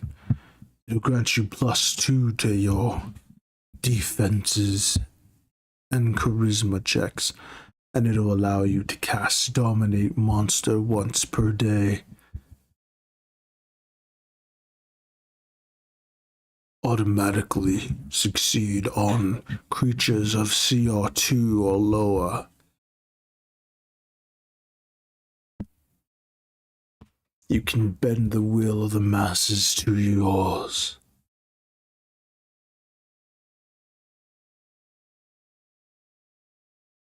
What say you?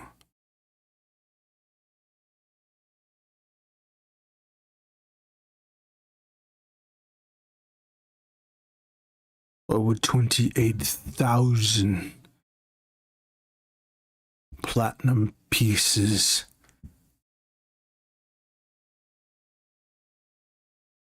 be more your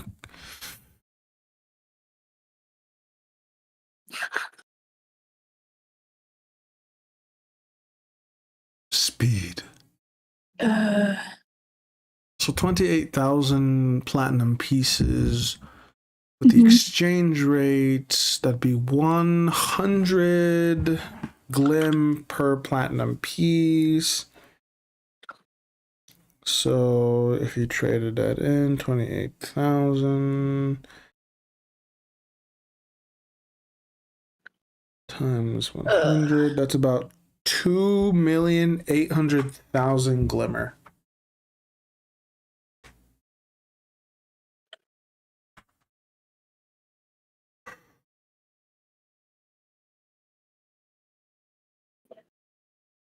Apparently, Punky is shit faced right now, according to her boyfriend. Okay, whatever. But I asked for an opinion because I don't want to just make this decision on my own, because that's taking a book that we just went through. They just went through hell to get.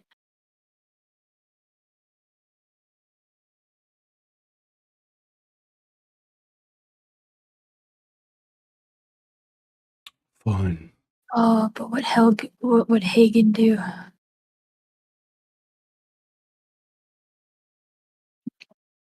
I retract my You know what? offer, then. I was gonna say she was gonna take it. I can grant you passage to the place you seek. It was only for a moment, but I know where the light from that book led.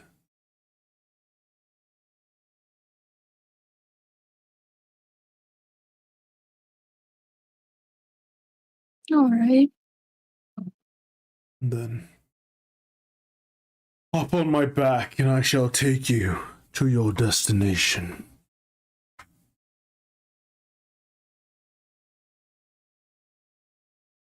She'll nod her head and she'll climb onto his back.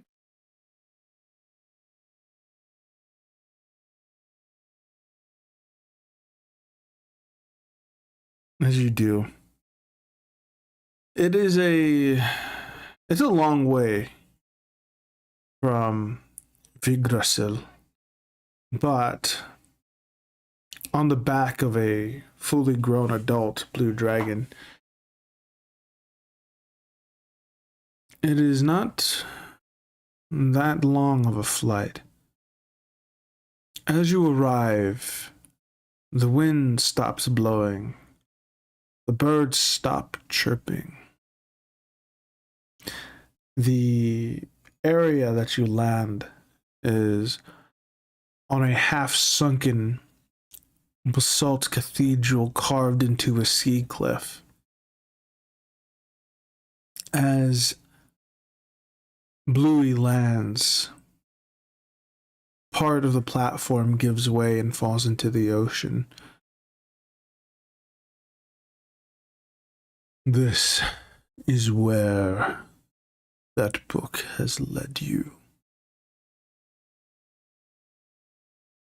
Okay.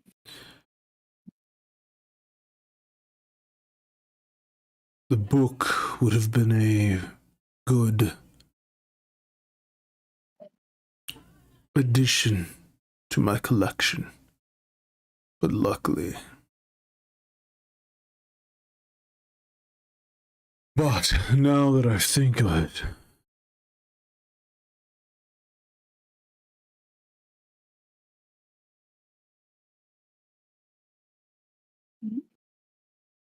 I'm glad I did not have to part with my hoard. Like the blackthorn crown that grants +5 to intelligence and wisdom. Or the pale hunger. A great sword that's +3 weapons and does 2d8 slashing damage plus an extra 2d10 necrotic. Or the Grimoire of the First Flame, an ancient book that teaches the forgotten language of fire, allowing you to cast Firestorm, Meteor Swarm, and Delayed Blast Fireball. Or the Valbreaker's Aegis, which gives you a massive hexagonal tower shield once wielded by a fallen celestial, and grants you +3 to your AC, and allows you to automatically have Shield of Faith at will on you. Or even the Dagger of the Last Breath, which was used to end kings, gods, and lovers, +3 weapon. If the target is surprised or incapacitated, an attack becomes an automatic critical hit.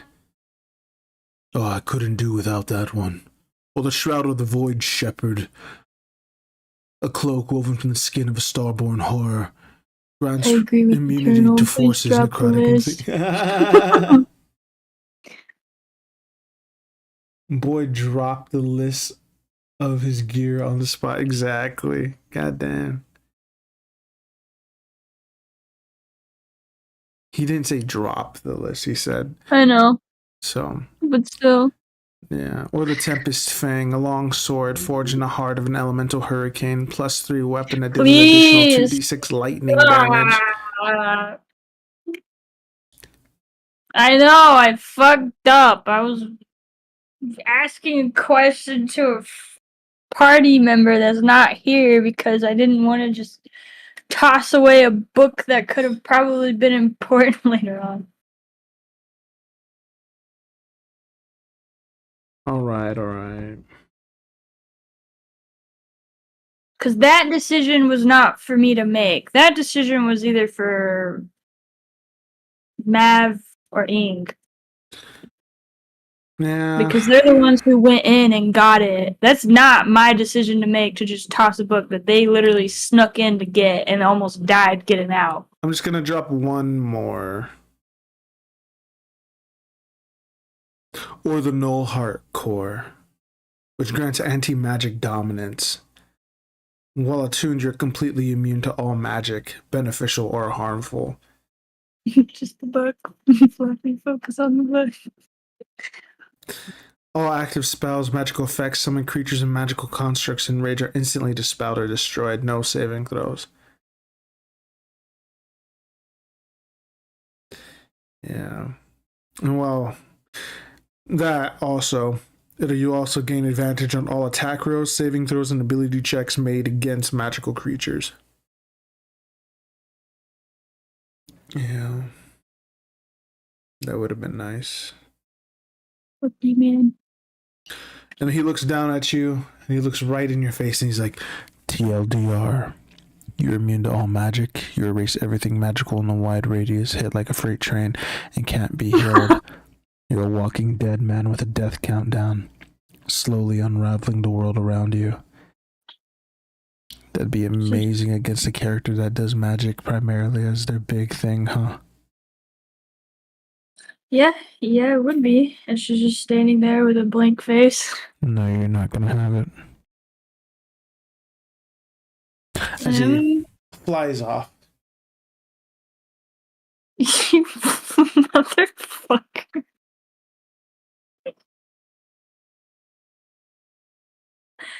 It's cool. Where's the book? And he's like, good luck. Thank you. And she'll turn to face to where she's supposed to head. Draven looks down at you.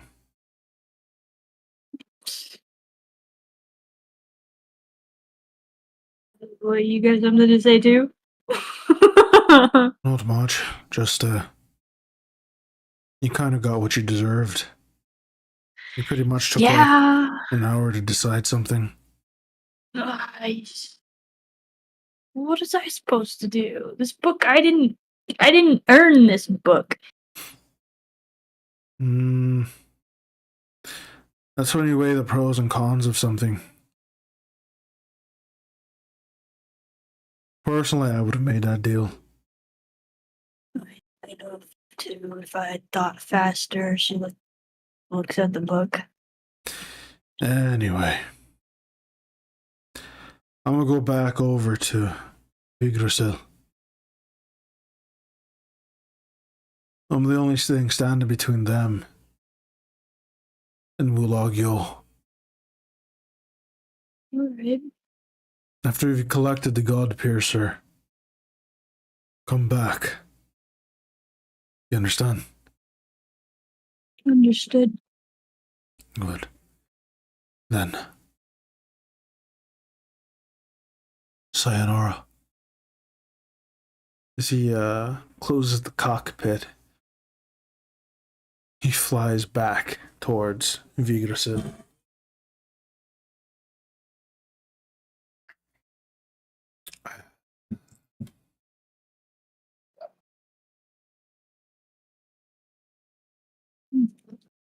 As you look back, there is a giant door in front of you.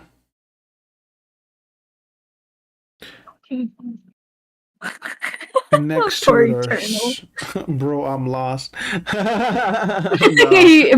that, he's just like, I just remember Fluffy is no longer the small bird. She's a super useful, smart elf. Yeah.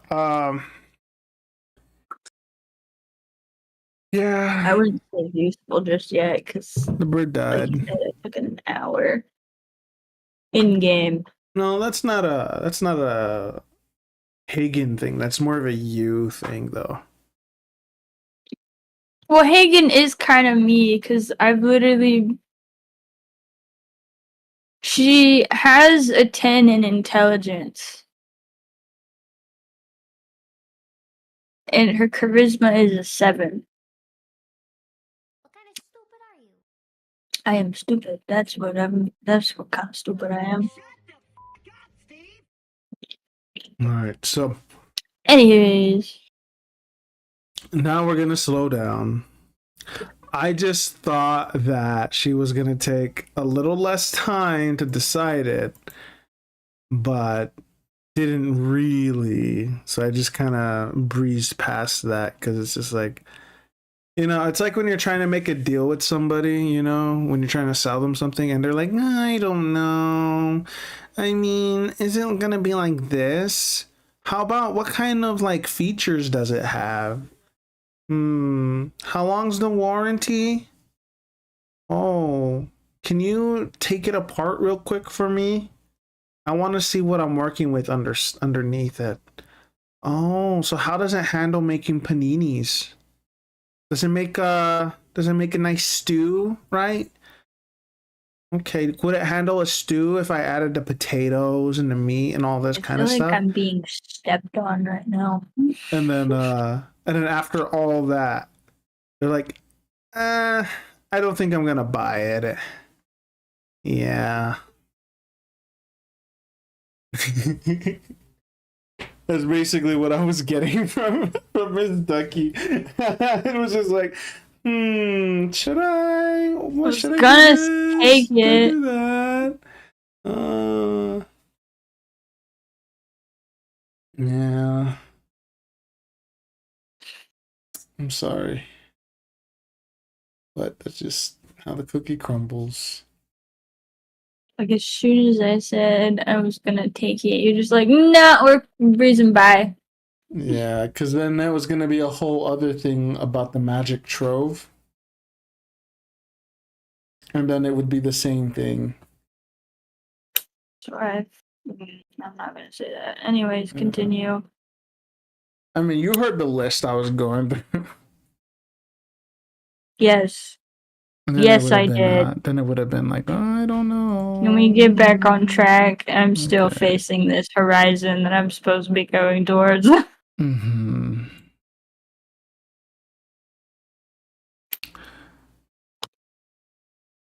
So there's a big temple door in front of you. What do you do? Check for traps. All right. Roll a perception check.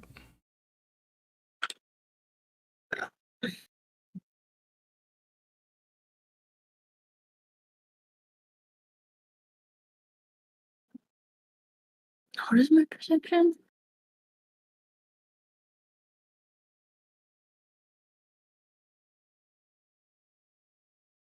Oh yeah, I picked it as my thing from my what is it, canny? So it had a double proficiency thing in it.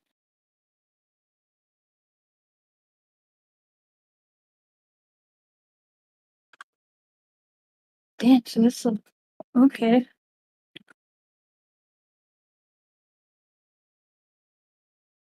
8, 9, 10, 11. Damn, I guess a plus 11 to it because I picked it. Can you describe what's around Fluffy if it matters? Ah, okay, yeah, I can describe it. So this temple is built into the side of a sea-battered cliff. It's half submerged, half swallowed by the earth. The wind never really touches this place. That's why there's no birds singing, no wind blowing. You can't even hear the ocean smash against the cliffside. The air as you breathe it in tastes like salt and dried blood. And you see these symbols of long forgotten languages carved into the black stone. Most have been defaced, some by claws, others by crude tools or desperate hands. With that perception check as you inspect the great obsidian doors, they seem to be sealed tight. No locks, no anything, just two giant obsidian slabs barring your entry. But there is a riddle on the door. It says, where gods dare not tread, the gate swings wide. Prove your exile.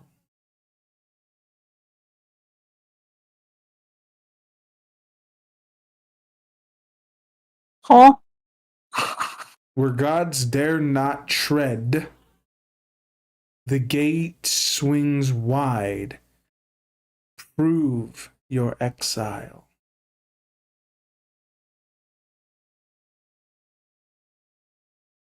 The fuck is that supposed to mean? It's a riddle. Figure it out.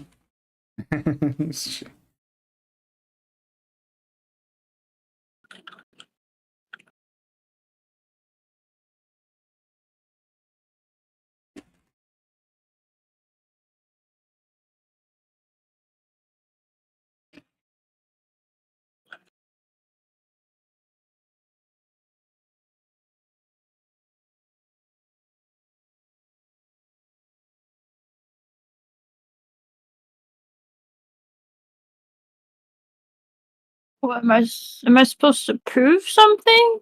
Mm-hmm. That's what I said. Prove your exile. I know, but I hate riddles. I really hate that nobody's here.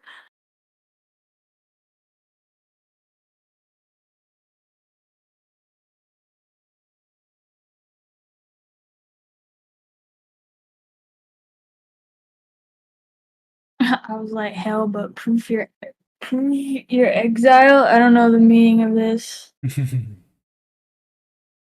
The book. I mean, I show the book. I.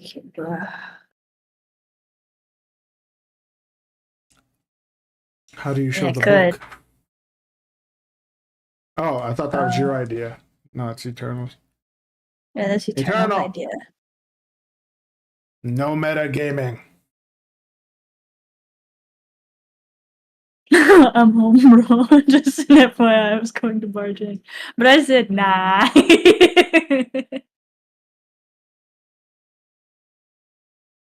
You Maybe better something. not fucking barge in, you little shit. How dare you? Prove your exile. Well, I'll say Eternal's like your conscience. Or your brain, I guess, in this case. Okay, I'll show the book. I'm gonna open the book and show the book.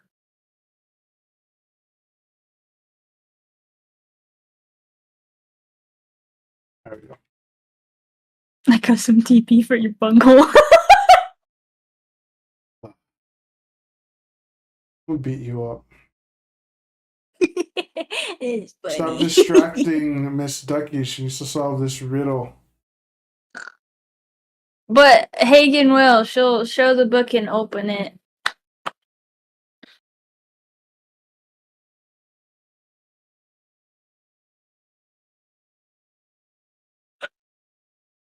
As you do so, the book begins to speak. Oh god, you guys are idiots. Okay. God Piercer. As the book says that, the doors begin to slide open.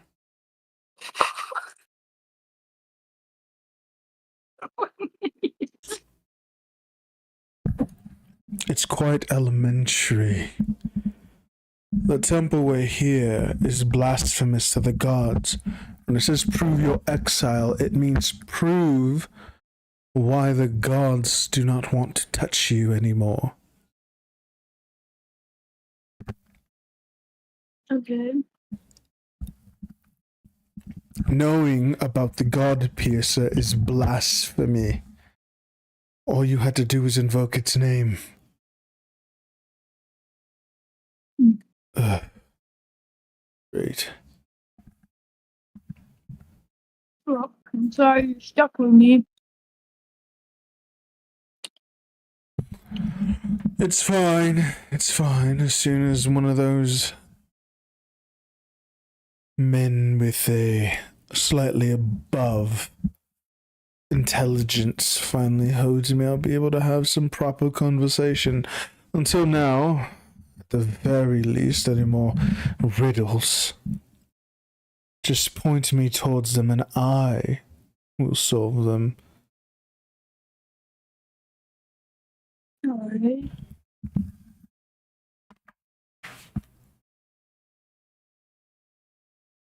As you begin to walk in, Axton stops next to you and says, "Do you have dark vision?" What else should have dark vision, right?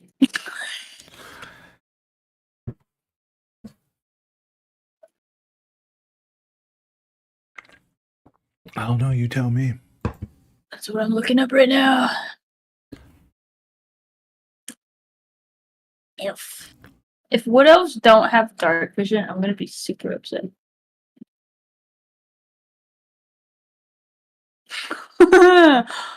Ooh, wood elves don't have dark vision, so no.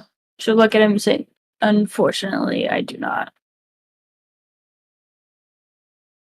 He looks at you and he's just like, "Oh, oh. I honestly thought that you did, as every other elf I've ever come in contact with have been accustomed to twilight forests and the night sky, you know. Elves have been kind of known for having superior vision in dark and dim conditions. And as you begin to walk in and the door closes behind you, for some reason you're able to see in the dark. What? I don't know why. It's almost as if elves in general have dark vision.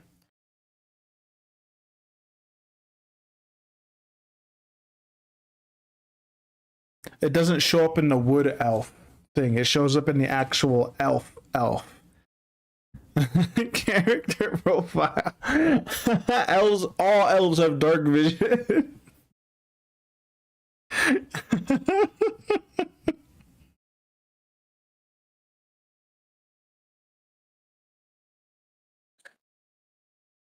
I go to bed? Let me send you the link here.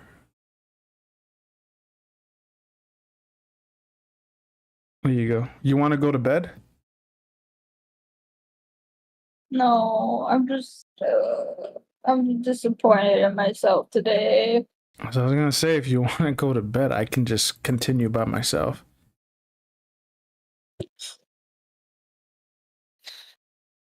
It's up to you if you're up for it or not.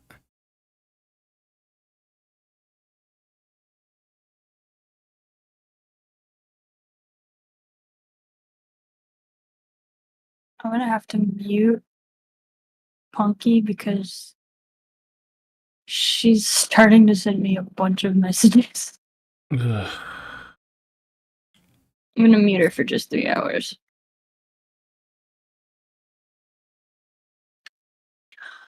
Anywho, continue. I was like, oh, I must be stupid. I can see. He looks at you. He's just like, yeah, I was actually a little worried there. I thought you might not be an elf for a second. I'm an elf. I'm just it's one of those days, especially after getting like chomped and electrocuted at the same time while being body slammed. Kind of gives you a little concussion. Yeah, hey, no problem. Well, let's continue then, shall we?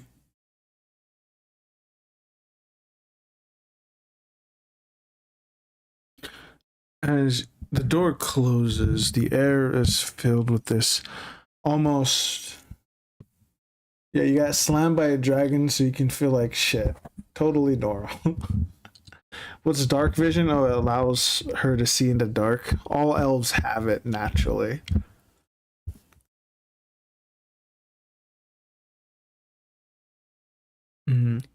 But the halls of this temple are falling apart. Hardly anything really sticking out that hasn't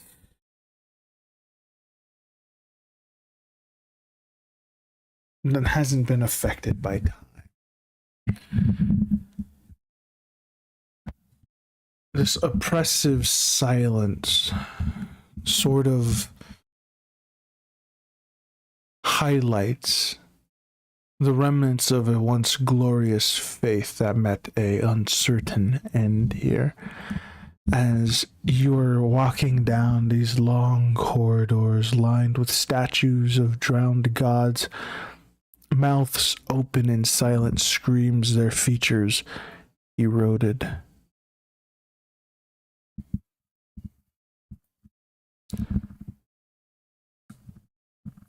As you guys begin to make your way through this,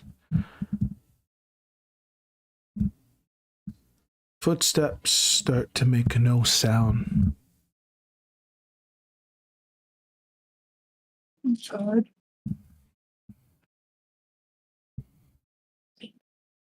As I will now need you to make a dexterity check. Or dexterity save, sorry. You was like and Axton.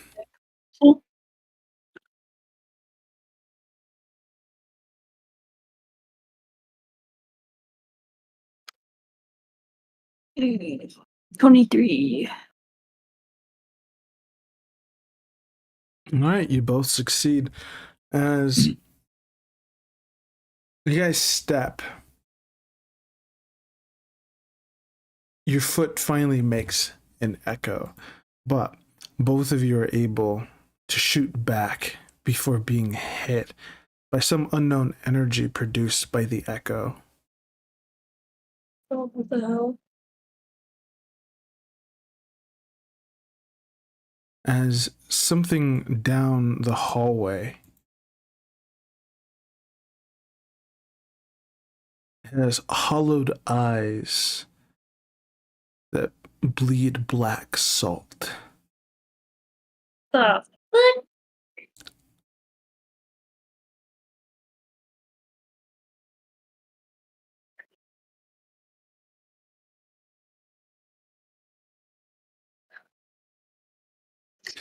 kind of cock her head and be like, "What the fuck is that?"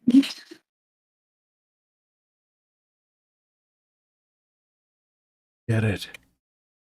We're gonna have to make our way past this without making a sound. I'm As- assuming there's things on the ground that make noise. As he steps on the tile next to the one that he had recently stepped on, he does not hear a footstep.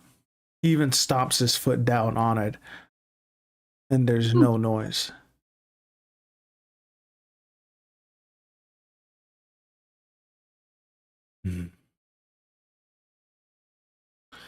Well then, looks like we'll have to make our way through this carefully now. Indeed. So you guys have succeeded the first check. As you guys begin to make your way through this chamber, you get a closer look at this statue at the end of the hall, and it is a celestial-like woman and a seraph of some sort, sat down at the end. As you guys take one more step, you hear the footstep once more. Make a dex save once more for me.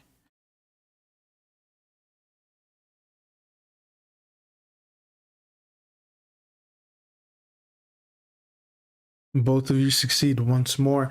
As you guys jump to the side, you guys are able to avoid the beam of energy from hitting you. This seraph is reacting very reactionary. As you guys sidestep the tiles, you make one last move before getting to the other end of the hall. Make another dexterity saving throw for me.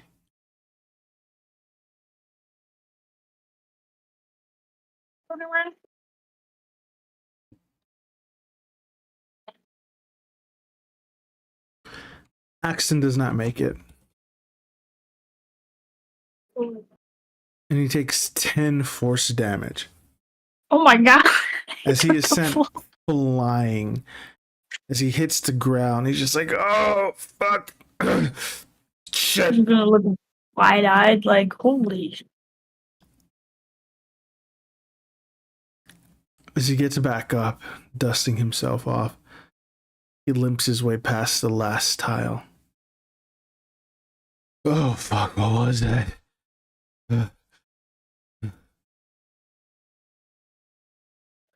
Looks like you got hit with some pretty powerful force. Yeah. Yeah, we're gonna... Shit.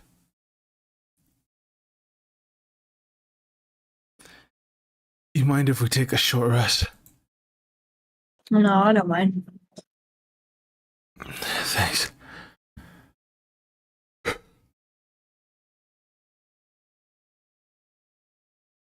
So, a short rest in my game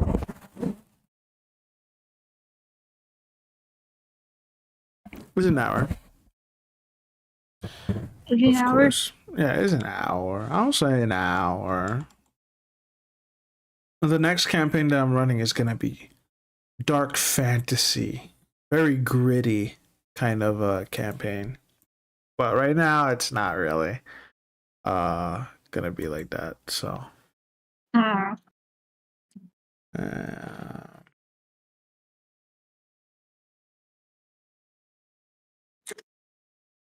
what is this?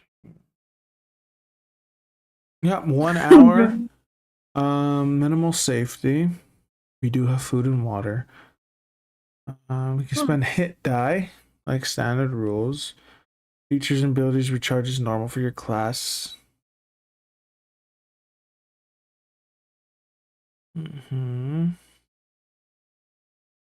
Yeah, short rests are normal. It's just the long rests that have new rules and stuff like that. Yeah, he isn't sleeping, but he is sitting down as he enjoys a meal. And he will roll a... Let's do 3d10. Plus his con.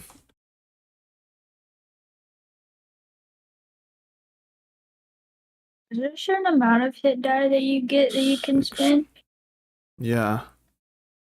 Your level. What is it? The level? Oh. And he's going to spend a little more. Let's do 6 more. 3 more. 27. Okay.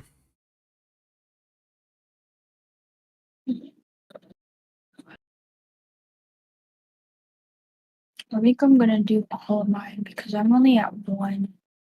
So he's up to 63 now. And his grave strikes are recharged, so he should be good. It's con, so that's 2, 6, 8, 12, 14, 16, 18.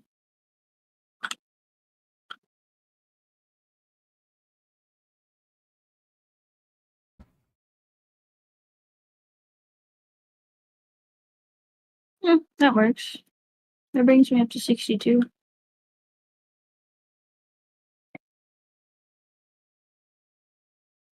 Just 10 away from full HP.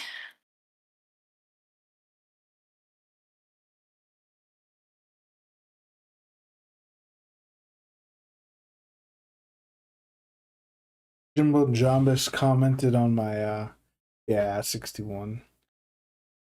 That's pretty badass. Jimbo Jambus commented on my TikTok. He said, bro, kill my scorpion. I said, he died like a bitch.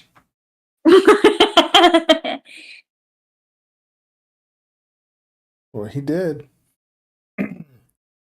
As you guys are chillaxing, Axon kind of looks at you. So,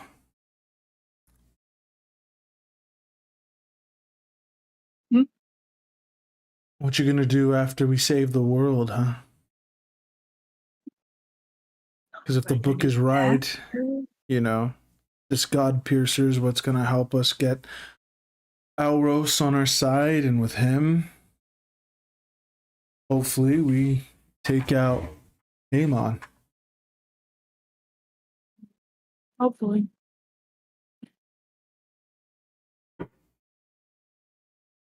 After that, world saved.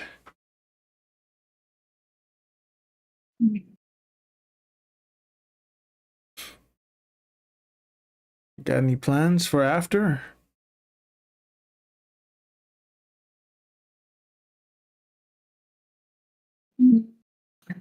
Not really. Besides continuing what I used to do.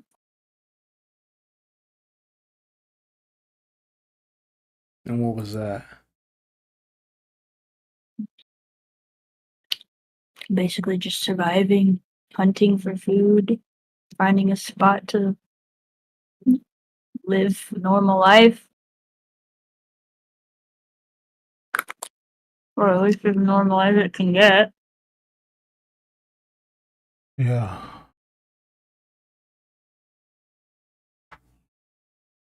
After all this, I'm not sure how we'll be able to have a normal life.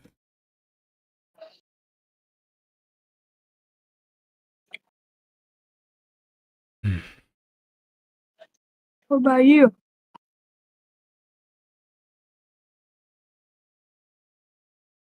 Well, saving the world wasn't really what I signed up for. So laugh when you said that. Reaver was the one that kind of voluntold me to join up here.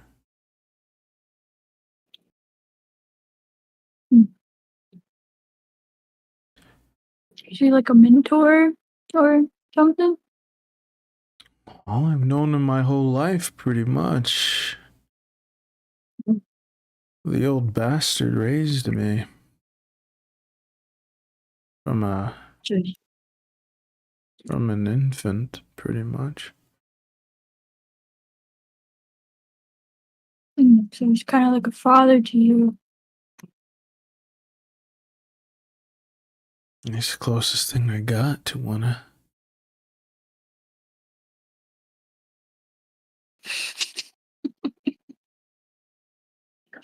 But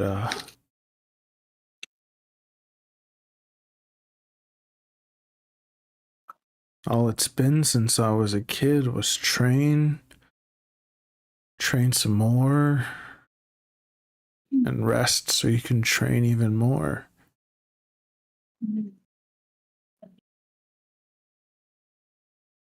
One time, I got to participate in this battle royale.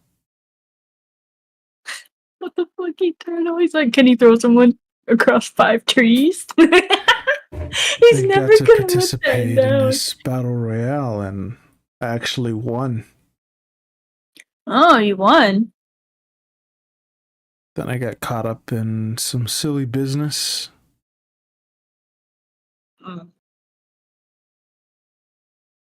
And he found out and put me through 5 trees. Jesus, wait. Put you through 5 trees? Yeah. Look at him confused.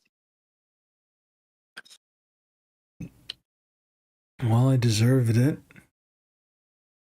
Oh, let me guess. You did something you weren't supposed to? That was against something he told you? Yeah. Makes sense. I wasn't training, that's why. And I used my training on people weaker than me.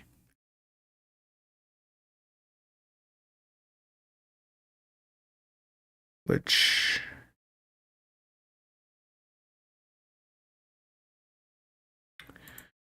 says a lot. No.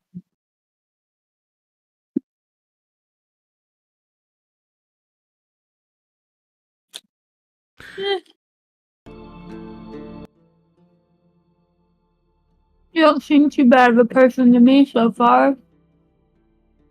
It's because when I'd step out of line, he'd put me through 5 trees.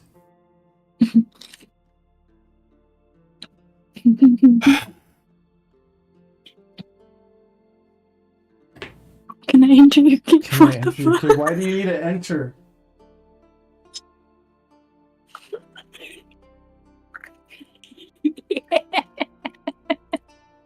You better have an offering.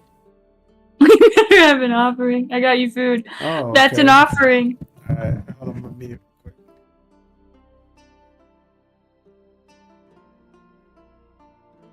quick. Be careful.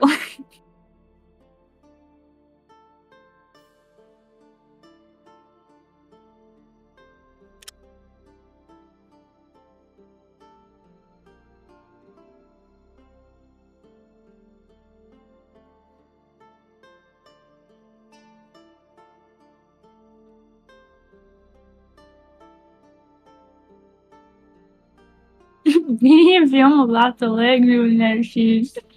Sheesh.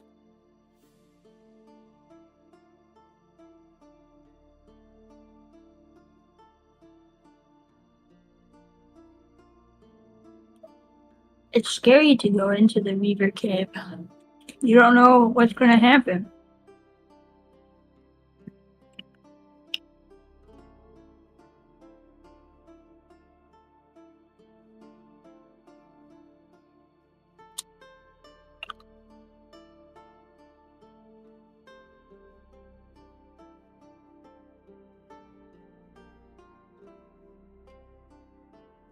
That's the challenge. You never know. Exactly.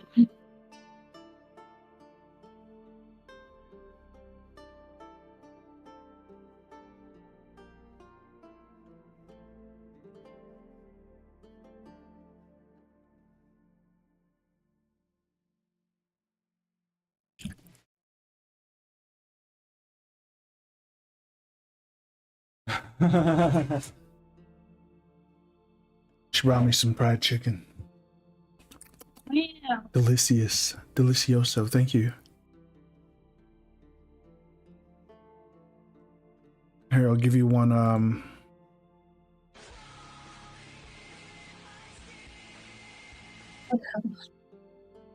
There you go. Did you say chicken, my boy? Hell yeah. There you go. But, afterwards, I hope maybe we can stop focus on training and maybe live a little more. But I'm not sure.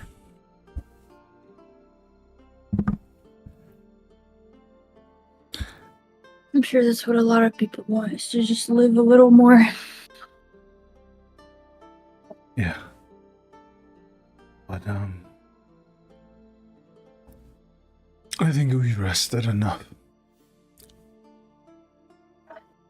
Let's go.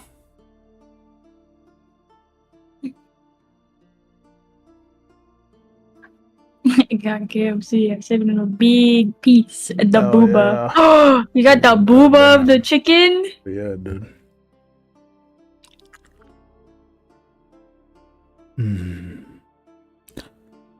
Nothing more scrumptious in this world like a Why did you have nice to get so close?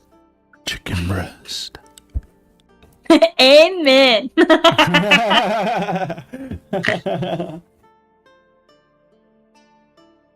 So, as you guys go into the next room,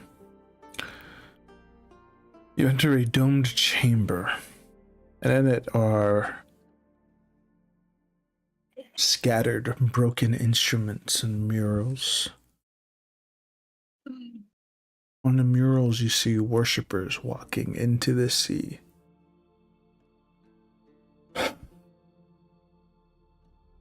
And as you begin to kind of get the lay of the land, you are sitting on a throne.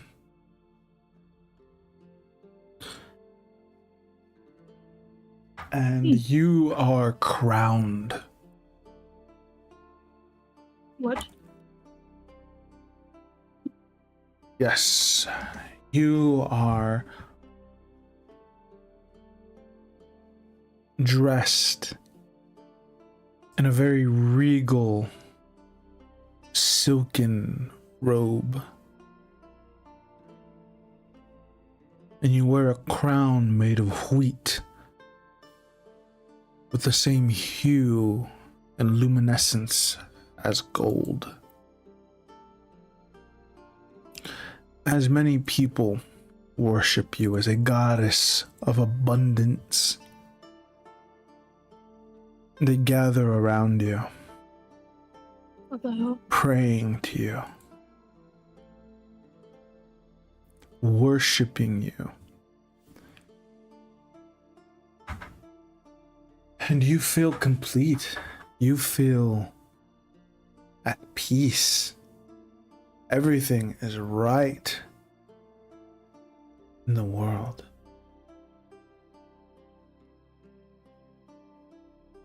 And you see a woman walking up to you. She reminds you of somebody. And as she looks up,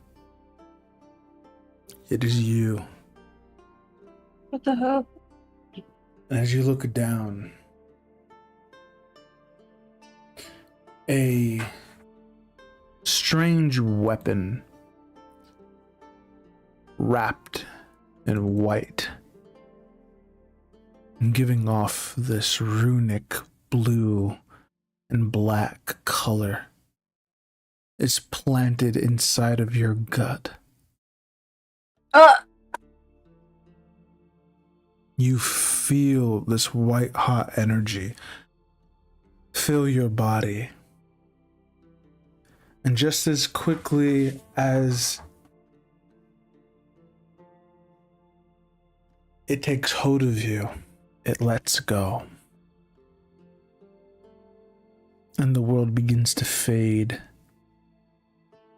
as you die. Excuse me? And as you wake up from this vision or nightmare, you and Axton stand before a cracked mural. And on it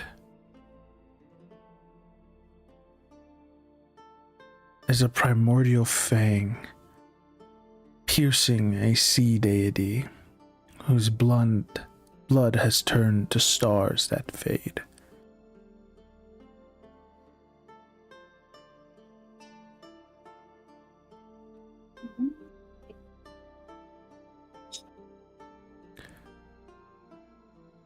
That's it. That's what we came for.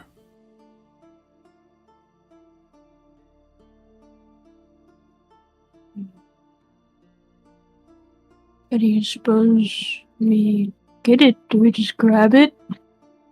No, it's a mural, but at least we know what it looks like. No, that's true. She's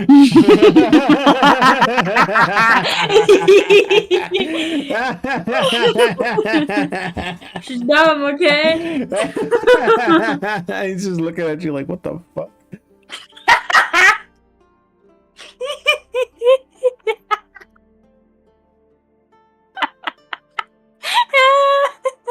Way to derail them. No, just a mural. But at least we know what it looks like.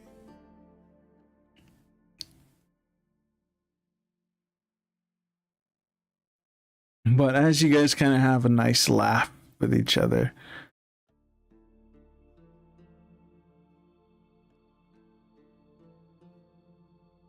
you kind of are half right and half wrong, as the devotees that are surrounding the primordial fang. Bones said Ducky's got an evil laugh. She does. You see 4 faith-withered wretches come out from the mural.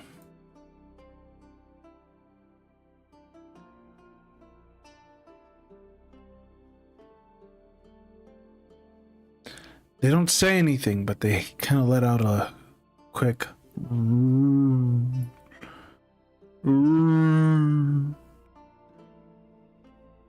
as they crawl. They don't stand upright, almost as if they can't. They're slouched, but they lunge at you and Axton out of desperation. It's like, oh shit. Roll initiative. Oh, fuck you. I knew it. There's combat.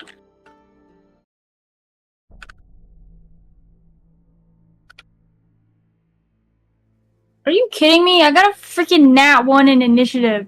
God damn. God damn. And with a plus 10 on that. Oh no, one of them got a nat 20. Holy shit, honey, you were gonna die tonight. I guess this campaign I'm just destined to die. Oh my god, your character's gonna die. I'm gonna kill your character tonight. Get it? Please don't. I like Hagen. Hagen's cool. I'm joking. You are going dead last. One of them rolled a 2 as well. So that's gonna go. I'll call them wretches. Wretch 1. Wretch 2. Then Axton. Then And me dead last. Wretch 3. Then Wretch 4. Then Wretch 5. Then Wretch 6. Then Wretch 7, 8, 9, 10, What the hell? 11, There's not that 12, and then finally Hagen. I'm joking. Alright. many. Only rolled 4. Wretch 1 and 2 will attack you immediately, Hagen. Don't worry, Hagen. You're gonna die slow. Oh, that's You're gonna so die reassuring. pain.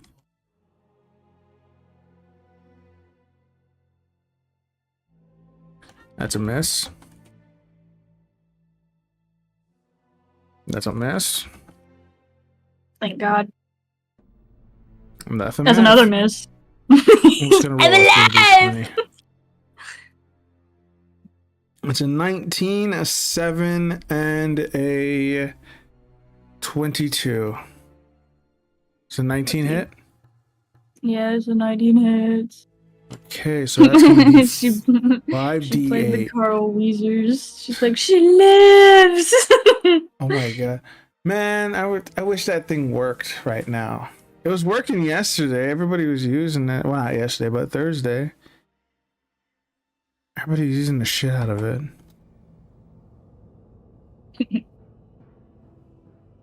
They're fun. They do 16 slashing damage on you.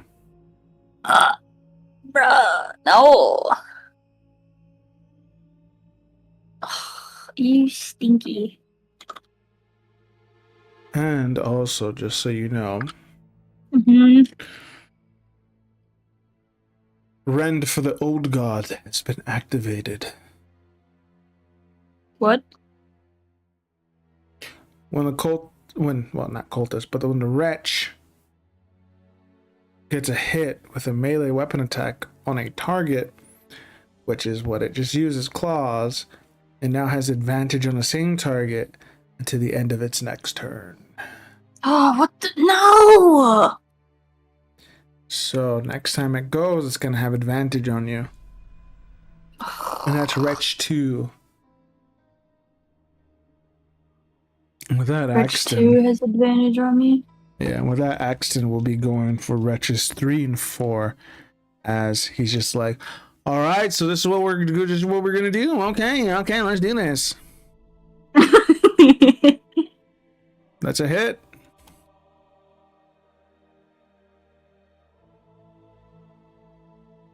It's also a hit.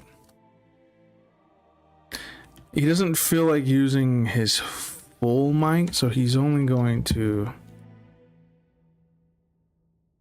He's not going to use his Grim Strike. on these guys. So it's 38 damage on Wretch 3, which is not enough to put him down. As these guys, they're fucked. But they are durable.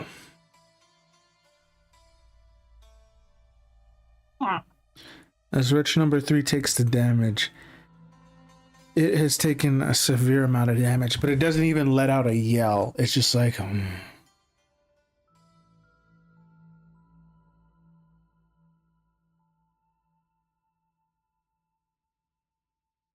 me 1 second here.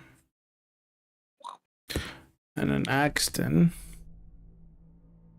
will punch it.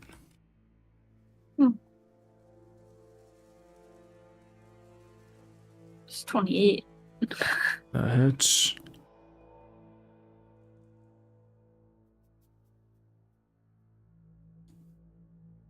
$13. Damn. Or just sucker punched it into the next life. As he ends up punching it after that second hit, it's still standing, but barely, as half of its jaw is hanging off. Just hanging there by the skin as it wobbles left and right. And Wretch number 3 begins its attack on Axton.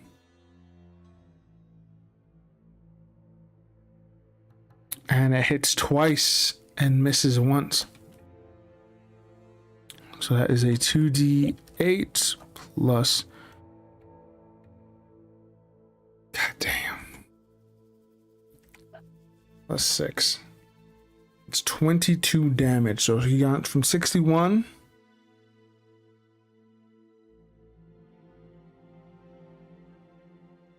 to 39. God damn.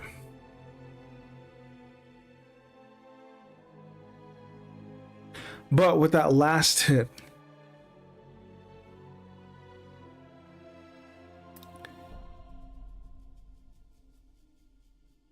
no. Axon's not going to waste it on this guy.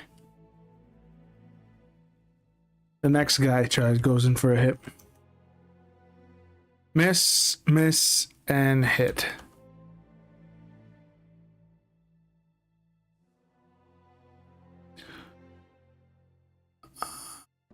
Plus 3. 10. Now Axon's at 29 health pull. The Axon's looking pretty bad. But with that, it is now Hagen's turn. Hagen, what are you doing? I cannot use elemental arrows, unfortunately. I'd have to know a spell for that.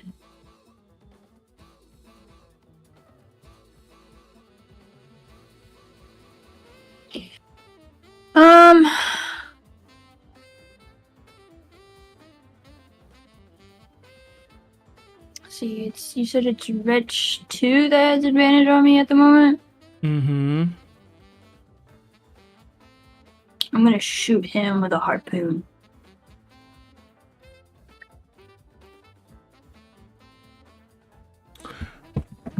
Roll ahead. Hmm? Roll ahead. Oh, that's it. Oh my god. Go hit him with a harpoon. Like he's a motherfucking whale. 15. That's a hit.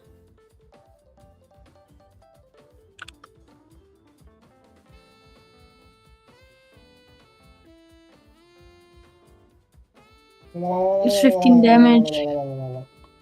And if I'm not mistaken, where's the thing that I pinned in her?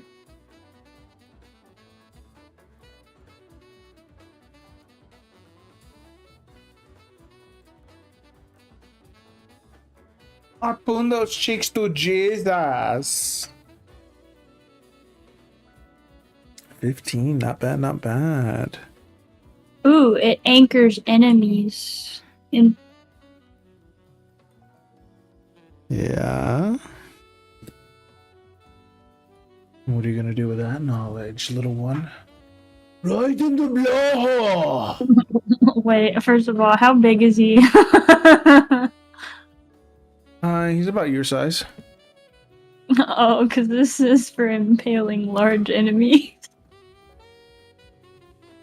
Yeah. So, what do you think happens to him since I hit him with a harpoon?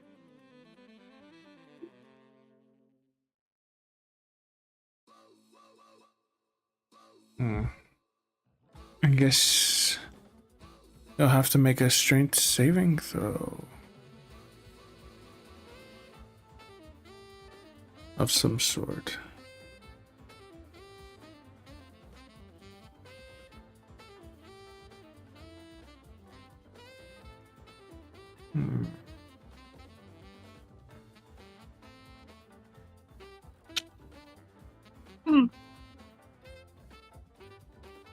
Okay.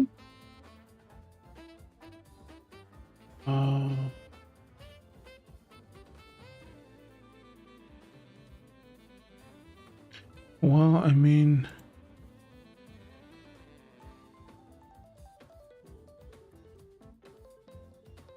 Straight up in the glory, the holy grail.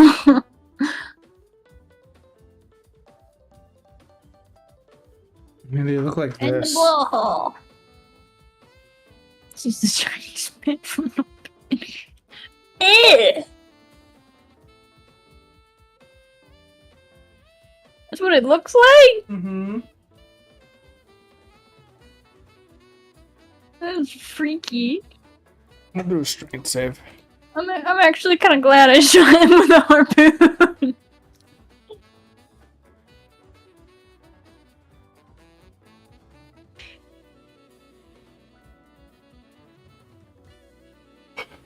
Brother, oh. Brother, ooh.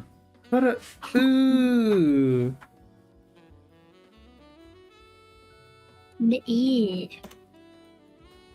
No, it's pinned to the ground now. Aha, take that. I said, just kind of. Squelching. As it's pinned to the ground. Yippee! Who knows? So,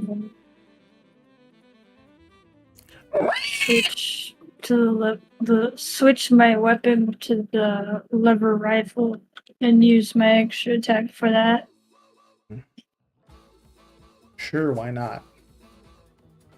I'm kidding. I'm going to. So You're going to 3 and 4 are on accident, right? Yeah. I'm going to use my bonus action and put Hunter's Mark on Wretch 1. And then end my turn. Alright. So with that, it is now Wretch 1's turn as it comes for you. That is a 21, a 15, and a 24. 15 misses. So it's a 2d8 plus 6. It's 14 slashing damage. As it rushes up to you, it slashes you across the face and neck. As you're able to block it, you're not able to block it completely as it does draw blood from you. And it'll end its turn there, as Wretch number 2 will use its action to do a strength check to get out of this. Fail. Did you just tell it to fail? Yes. It succeeds. I'm just kidding. No, it failed. Yeah! It Stay is still pinned pinned. there. It is now Axton's turn, who will use his bonus action to punch the other fucker. That's a nat one. That's a nat one.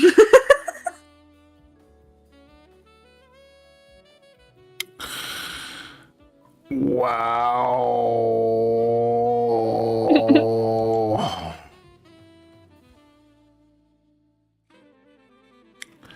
Let me see. Here's anything you Stay can down, do. boy.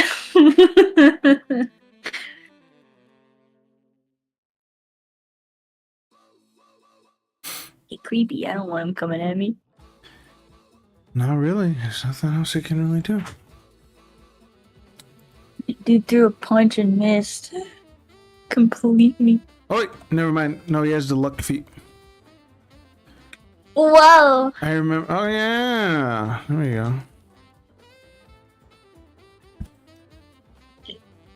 So the 27 instead. When he looks like he's gonna slip, he ends up carrying the momentum all the way around and does a what do you call it? And does like a little spin punch. And it hits the bastard in the face, doing 12 damage. As he does so, the might of the momentum knocks him into the ground as he smashes his head into the pavement. And like a Beyblade, he takes out his sword and uses the momentum to carry him as he strikes wretch number 4 as he has just murdered wretch number 3. Woo. That hits. That also hits.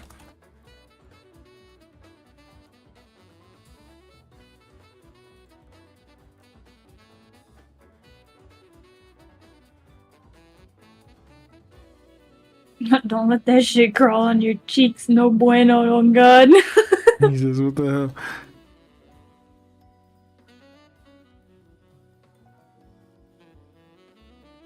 And he hits for 36 damage altogether, which isn't enough to put him down, but he is feeling it. And Axton will end his turn there as he's just like, at least we know these things can die. And wretch number 4 will begin its onslaught. And it misses every time as it tries to strike on that last one. Axton trips it. As it falls on its face, it takes 4 bludgeoning damage. And is now prone. Nice. And as it's prone, it'll have to use half its movement speed to get back up, but that doesn't matter because it's not getting away. Hagen, your turn. I'm gonna make 2 rifle attacks on the marked one. Alright, roll a hit.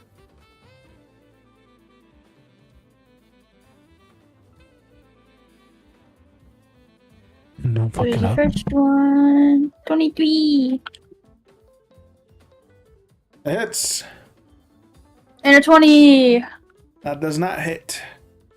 What? Just kidding, it hits. I was fixing to say, you better not. I am eating that chicken.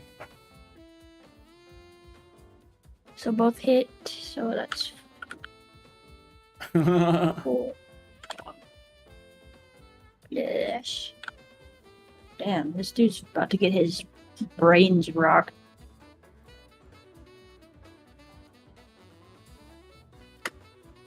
$29. And this is on wretch number 1, right? Yep. 2-lever rifle. She'll just whip it out and be like, pow pow. Alright. Not enough to put him down, but he is hurting. As you shoot him twice in the chest. It's not going... That would have taken down a normal man. But You know what I these just things are realized? not men. Yeah? Which it's kind of too late, but I was supposed to tack on 2d6s onto that as well. Loser! I fucked up. That was the whole point of tacking Mark onto him. Ugh. I'm so disappointed in myself today.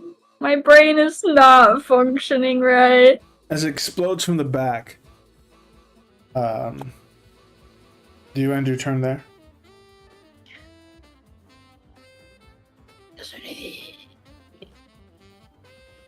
Yeah, I am my turn there because I don't want to disrupt my mark because it lasts. It requires concentration. As it explodes from the back, a bunch of blood and gristle paints the walls. And it would have stopped the normal person, but it does not stop him as he continues his onslaught upon you.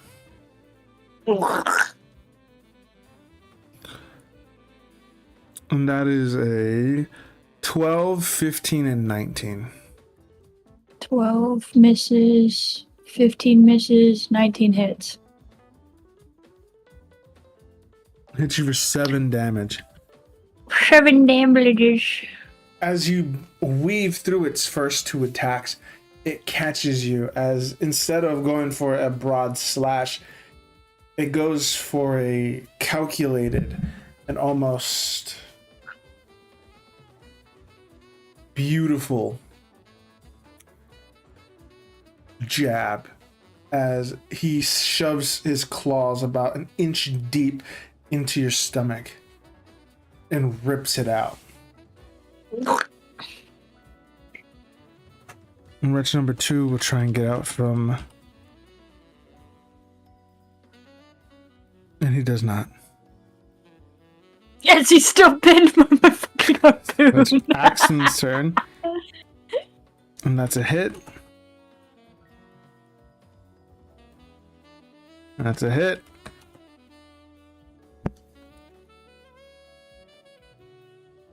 I'm not even gonna bother to re-roll that.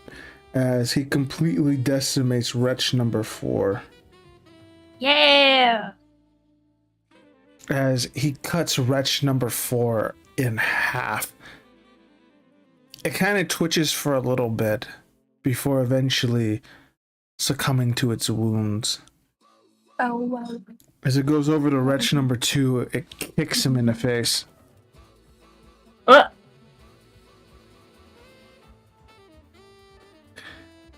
and it's prone, so it gets advantage. So he gets advantage. Alright, that's a hit. Doing 12 damage to it. Blood. As it does, you see its face get smashed in and its teeth end up destroyed. But it's still alive. As he's just, god damn, these things are a lot tougher than I thought they were. Especially for being so skinny. Mm-hmm. He ends his turn. Hagen, it's your turn. Thank you. Thank you. I try.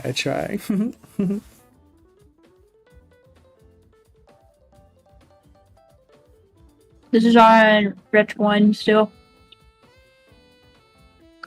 Yeah, Wretch 1 and 2 are still alive. Hunter Mark is still on Wretch 1. Yep. 27 and 18 to hit. It's a mess. Just kidding, that's a hit.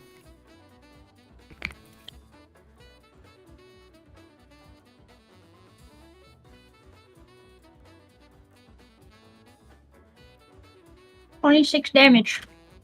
6 damage. How do you want to kill it? She's gonna do one shot to the gut, and then she's gonna aim straight up to its head and shoot it straight through the forehead. Alright. So as you shoot it in the stomach, you can hear the exit wound splatter all over the wall. And as it does so, the recoil, not recoil,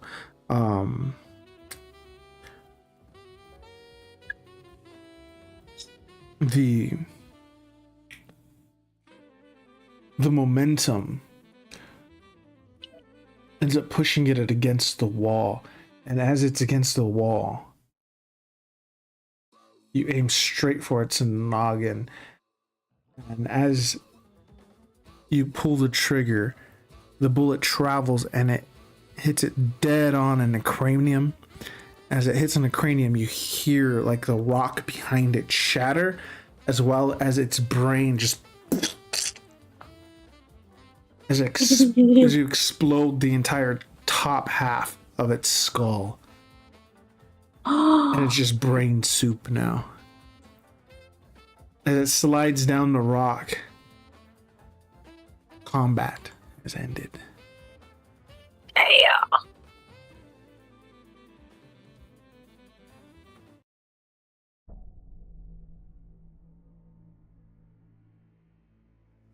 God.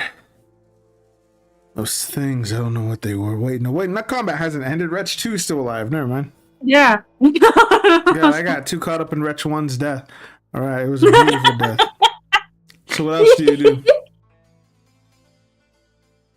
I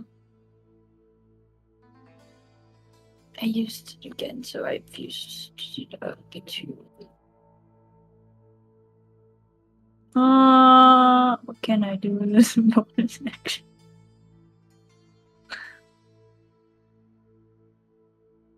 I think I'll just end my turn facing towards the second one.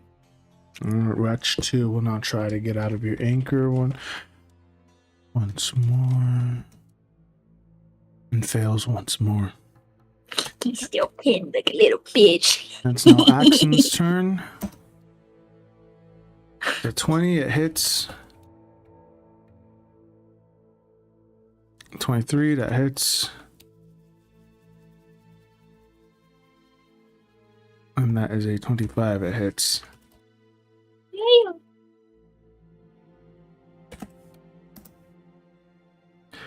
So, Axton stomps its head out.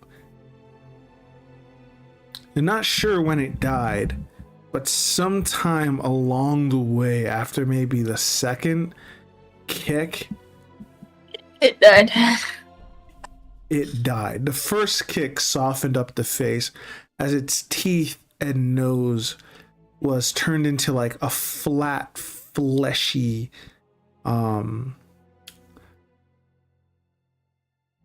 like a layer of skin. And the second Ew. one, you hear its skull crack on the stone. And the third hit, you can almost hear the skull squelch, but he doesn't stop as he keeps doing it until the head is nothing but like just a soupy mess on the floor. As the blood splatter isn't just on the floor, it is on Axton's face, and it hits you a little bit across the cheek. As he stops, he wipes it off. This fucking place is not sitting right with me. And whatever these things were made it 10 times worse.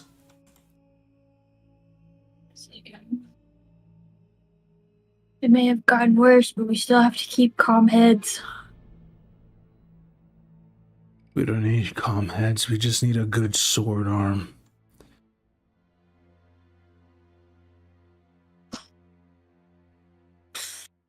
She just kind of like puff her cheeks out like, okay. And then she'll just keep on going. But she'll pick up the harpoon from the body. As you pick it up, Axon walks over to the mural. What kind of magic was it? How the hell were they even able to come out of this thing? As he puts his hand on it, it goes through the mural. Oh. It's like, oh, secret passage?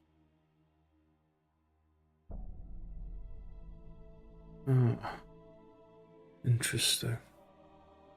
Well, you know what they say, right?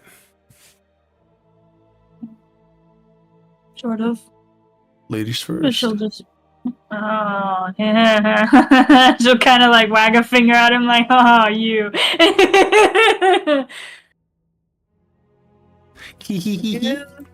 Fair enough. Ladies first. And she'll like keep her rifle out. And she'll step through.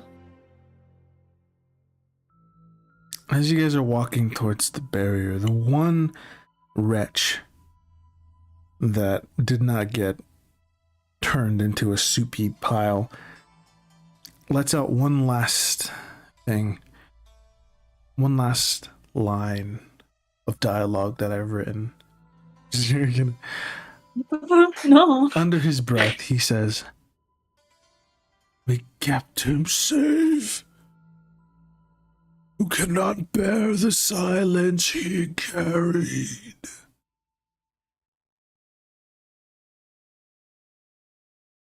As a mote of light leaves his mouth and fades.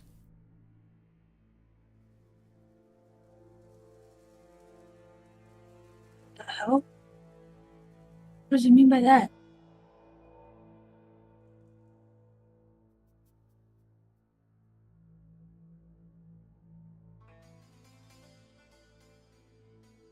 No, I don't know. But we can't let it stop us. You're right. Let's just keep going.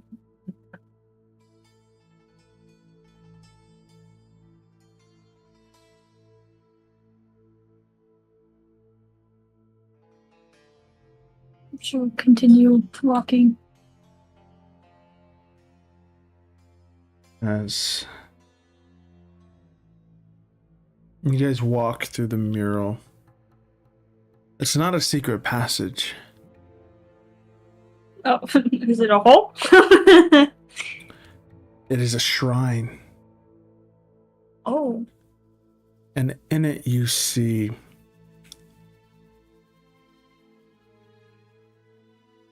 a slain entity on an altar of rusted gold. And in it, you see the very same item that you saw from the mural. Embedded in its chest. The God Piercer.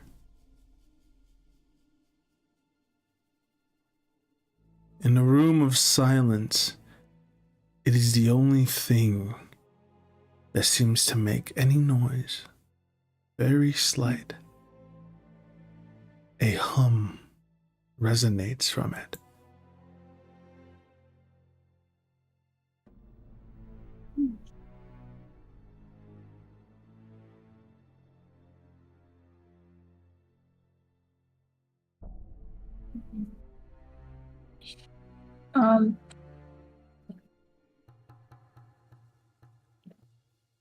This is a shrine. Is there anything that sticks out besides the God Piercer in this shrine?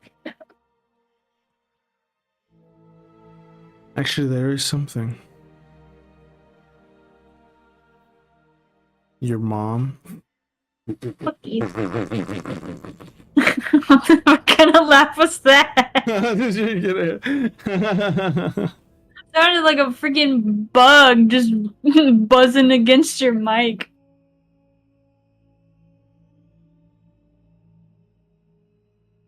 No, nothing really. It's like, So it's just that with it embedded in the chest of the thing. hold on.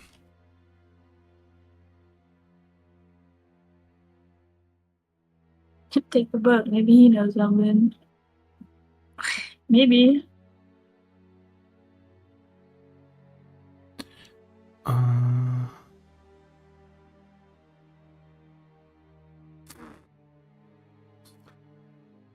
I'm looking for a good picture to actually help you visualize it, but nothing's really matching what I have here. But it is a path of floating stone, and in it is floating this rusted golden altar with this entity sitting on the throne, pierced through its chest. Floating things. Wonderful.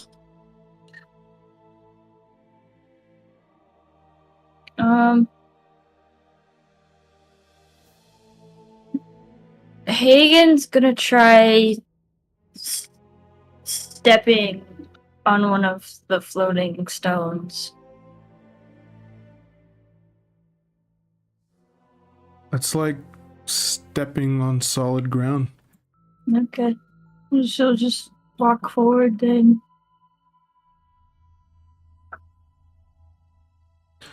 As you begin to walk forward,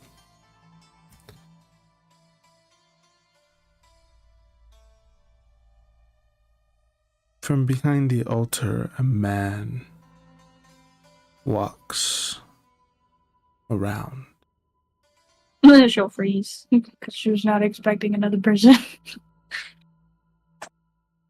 And it just stands there.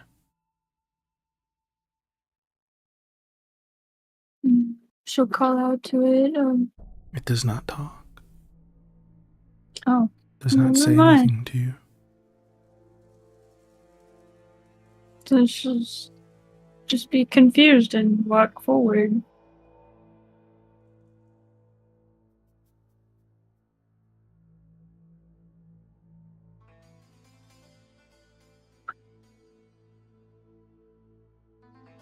Right. But she will still notice that the fact that there's a man standing there. It looks, the man, or whatever it is, looks like a drowned figure wrapped in salt-soaked vestments. As you get a closer look, its mouth is stitched shut, Oh. and it holds a shattered holy symbol on its side.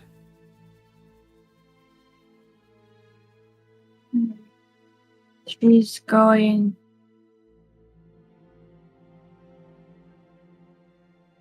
The fact that he's there, she's gonna pull out the book. As you do, you can kind of tell that the book is trying to say something, but it can't for some reason.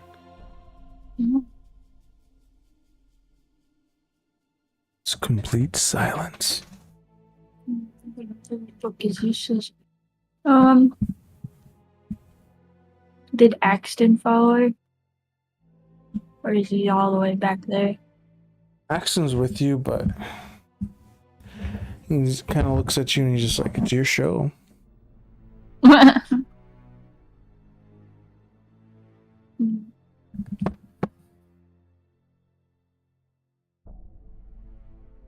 The fact that his mouth sunk shut, that's odd. But she's gonna focus on the God Piercer.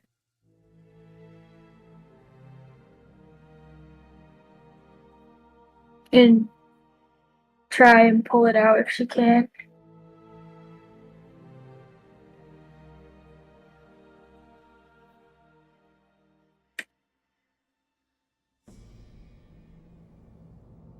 You die instantly. I'm just kidding. I did! I'm just kidding.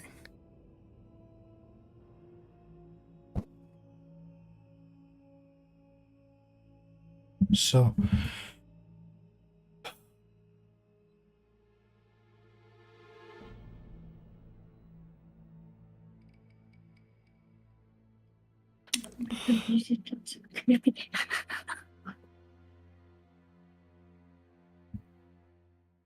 as you try to grab the God Piercer, you feel the Leviathan begin to be pulled out of you. Oh, she'll stop. As you pull away, the Leviathan still lies within you. She'll have kind of like a panicked and concerned look on her face.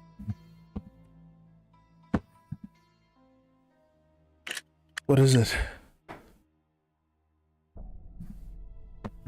It was trying to take the Leviathan from me.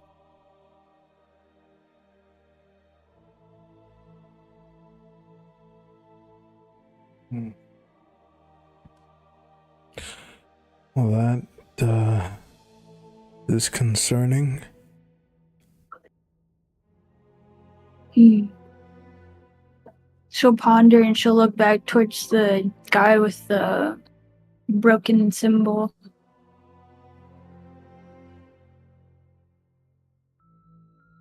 Hmm. The fact that she saw his mouth was sewn shut, and I'm gonna give credit to Eternal and, if possible, to open his mouth for him to be able to speak. As you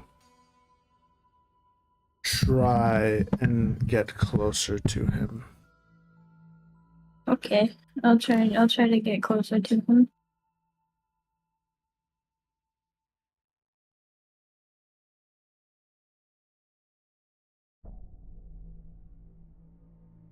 What happens when I try? give me 1 second here.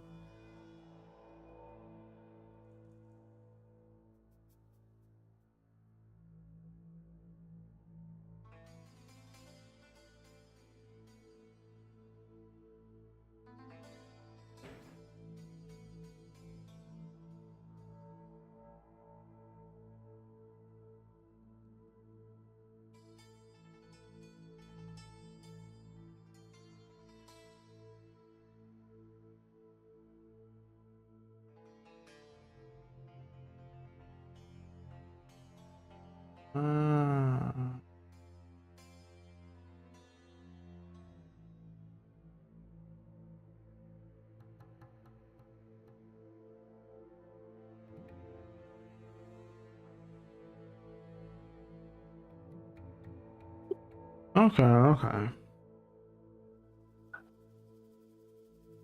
So,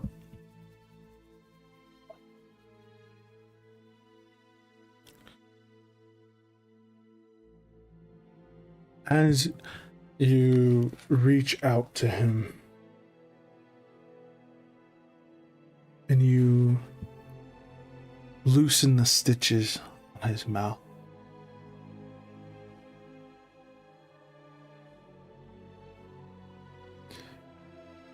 he pulls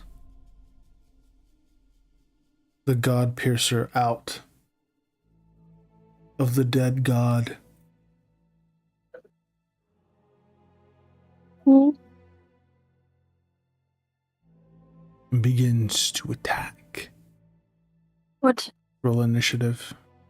You f-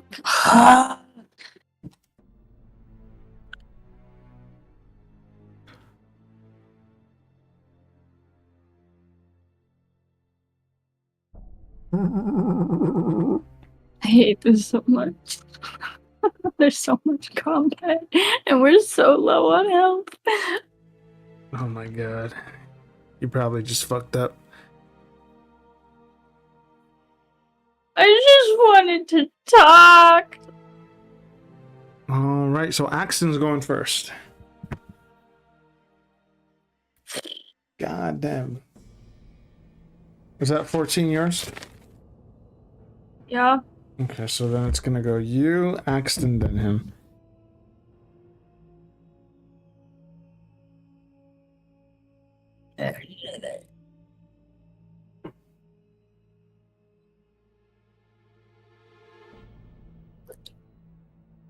He combines the God Piercer with his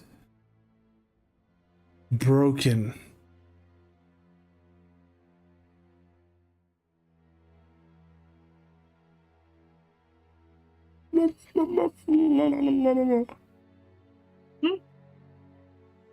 Sorry.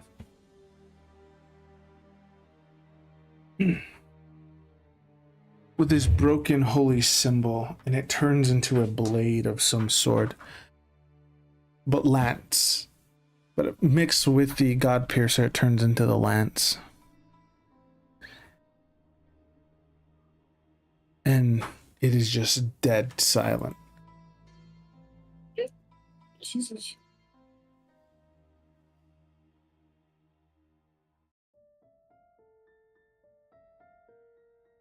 as the dead god slumps in the chair, no longer being held up by the god piercer. It collapses into ethereal sand and falls into the ocean below. Oh, what the hell? As it stands there, it clears the area. And now you guys are on a floating platform above the ocean.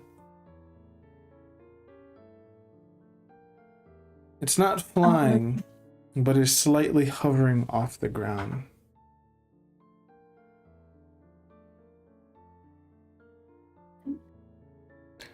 It's your turn, Hagen.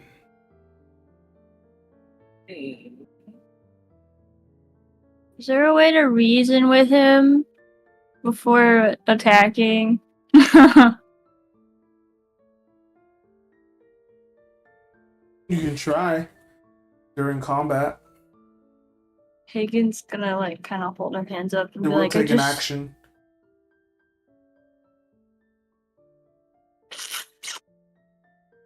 How committed are you to this? Let's test your Committed. resolve. How committed to peace are you? Are you willing to give up an entire action for your cause? Or is it all just talk to you?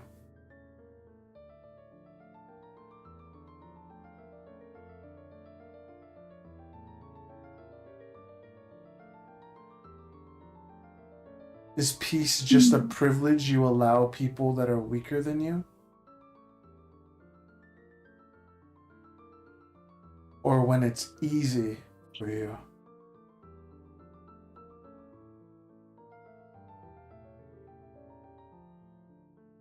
I'm just kidding. I'm trying to egg you on into doing it.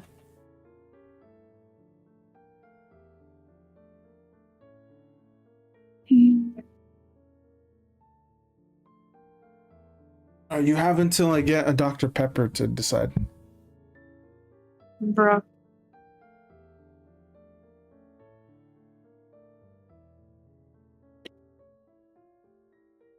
Hagen's gonna try to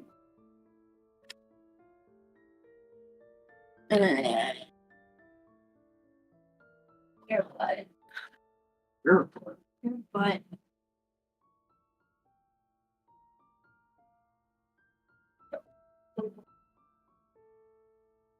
Hagen likes peace. She's gonna try for peace.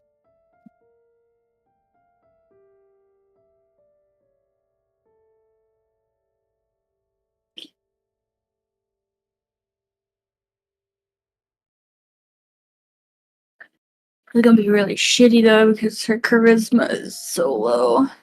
Oh, it's into eternal. He's just protecting the sword. Yeah. That's what Hagen's gathering.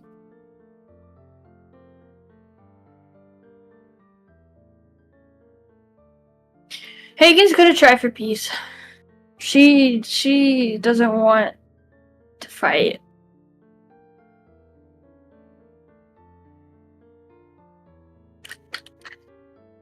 Hagen's gonna put her hands up and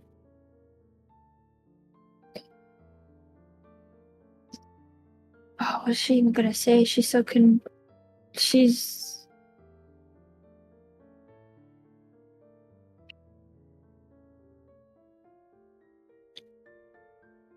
she's gonna start off with, we have no ill intentions. We're just here to gather what we've come for to hopefully save many lives. If you're willing to talk, I would rather talk than cross swords. He says nothing. Roll a persuasion check. Shit.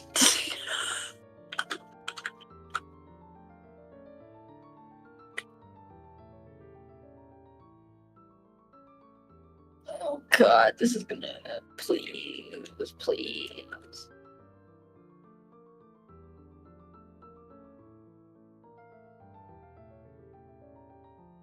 Oh my god, a nat 20! A nat 20! Thank you, Avari! Thank you, Avari!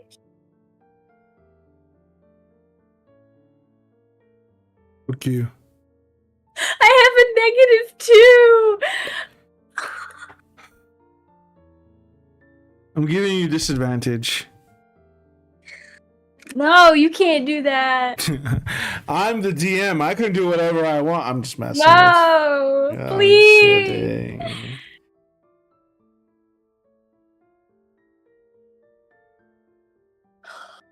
I'm actually crying, bro. I was so stressed. Uh,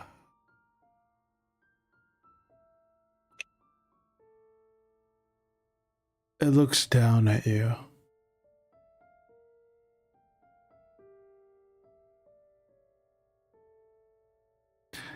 It reads the earnesty in your heart. And you can almost feel what he's thinking at this point as well.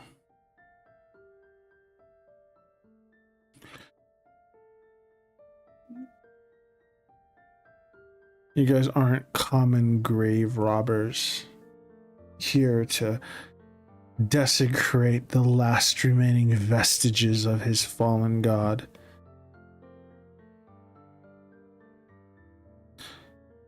As you do so, he tears the flesh from his lips so that he may speak.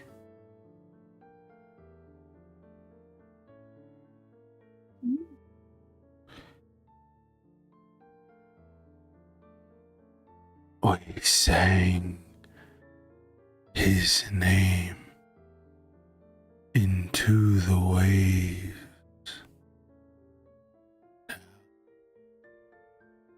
We sing nothing.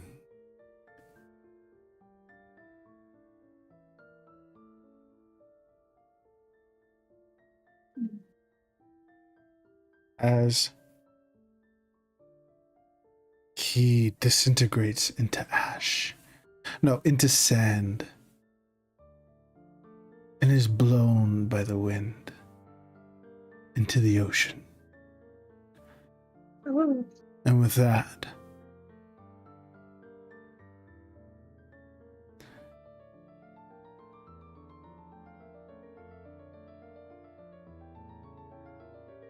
combat ends. Oh my god, I avoided it. But that doesn't mean the dilemma that you are in is done. Yeah, that's true. As the temple begins to collapse into the ocean, you now have one thing to do before it does. Otherwise, the God Piercer will be lost in this realm forever. Okay, well, I'm... You need to make a decision to sacrifice your Leviathan to this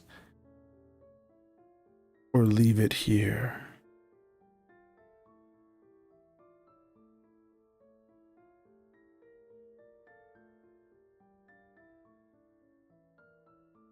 Thinking in Hagen's perspective, and knowing that it's going to take her Leviathan since she attempted the first time,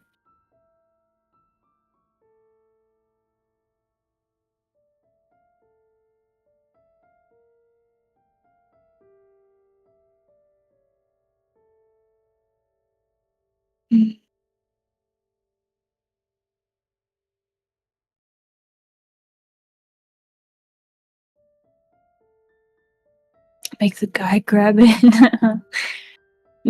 No. As much as Hagen wants to keep the Leviathan, she's going to sacrifice it.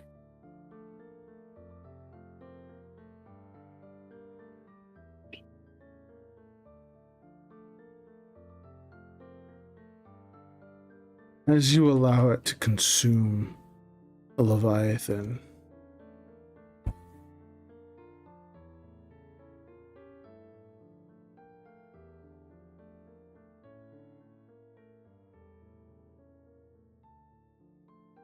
It turns into your weapon of choice.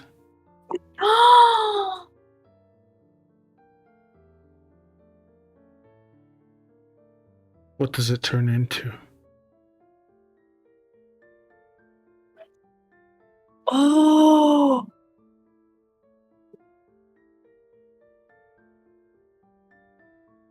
Well, I'm a ranged person, so I'm gonna pick a longbow.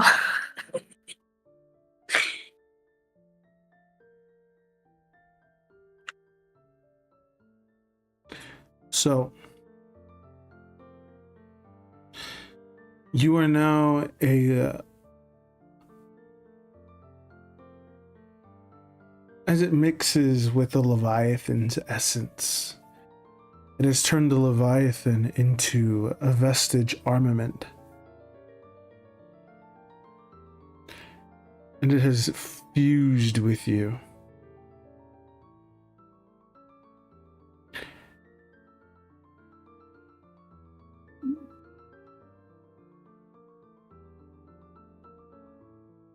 You are now a Leviathan blessed wielder of the God Piercer.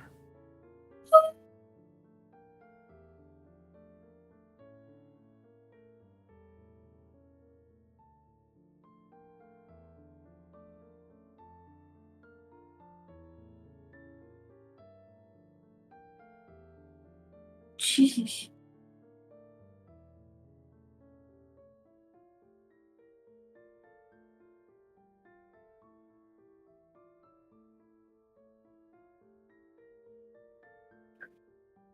Hold on.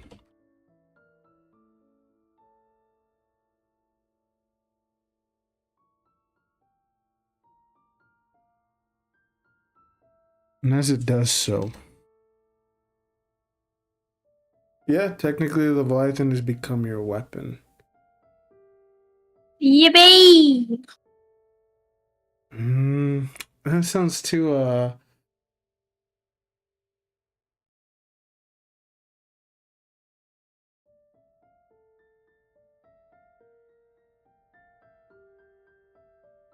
I don't know what to call it. I'm still thinking of a name, but that doesn't sound right. Wielder of What is it? Leviathan the Lost. Plus God Piercer. Mm.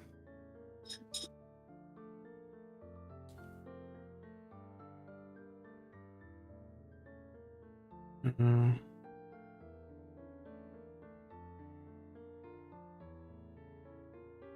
Mm. I don't know what you would call it.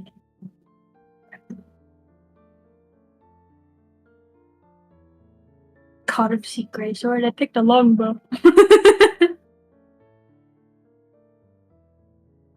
What would be the name of a longbow?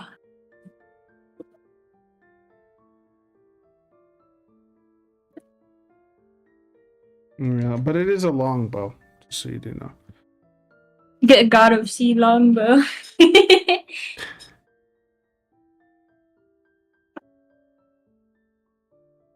Yeah. Well, it's not powerful enough to kill a god yet, but it does do divine No. wounding. I'll send you the stats later, but when you hit a creature with divine ancestry, meaning like celestial, fiend, demigod, god, archfey, or similar with this weapon, that creature cannot regenerate, it cannot teleport, and loses all legendary resistances until the start of your next turn. Mm. And unless it can hover, if it's flying via magical means, it'll fall. Oh. And anything that relies on divine magic, they need to make a Constitution saving throw when you hit them. Otherwise, they cannot use divine magics for 1 whole minute. Yay.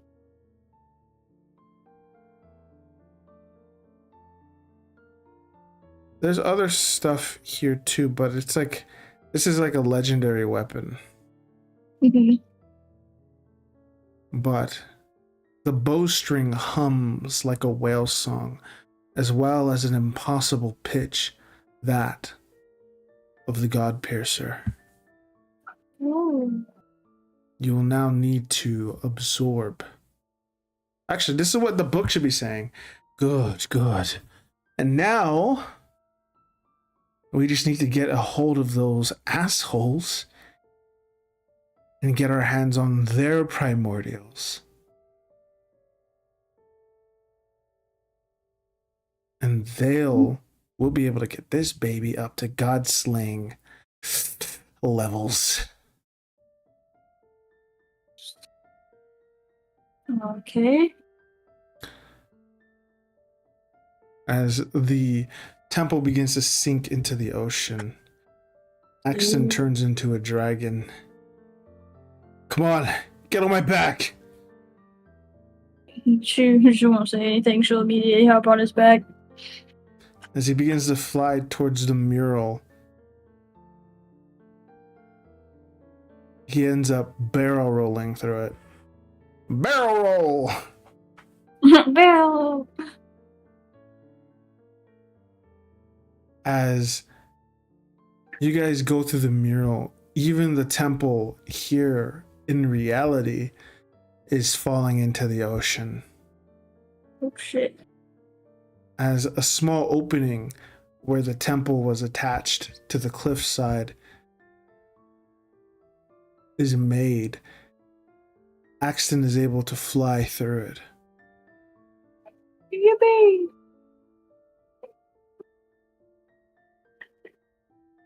As he flies through it, you guys watch the temple be completely submerged by the ocean. As it's swallowed, it is almost beautiful. Leviathan's Wrath, that's what we'll call it. Leviathan's Wrath. Mm-hmm. Or would it be easier just to call it the God Piercer and just have the Leviathan abilities on it? The fact that it's gonna have to have all primordials absorbed into it, I would just call it God Piercer. Yeah, just God Piercer. So it is now a longbow. Weapon properties is longbow, of course.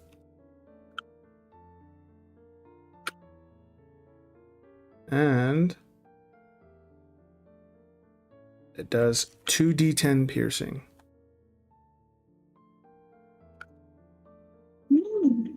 Plus 1d10 force damage. What?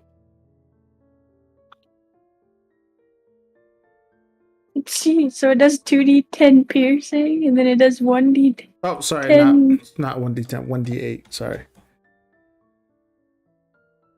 I was gonna say, that's a lot of damage. So 2d10 piercing and 1d8 force.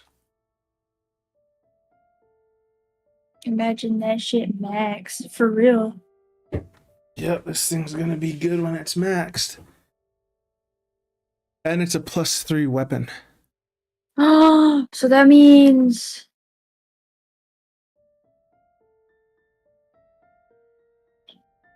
C5. Yo, I get a +14.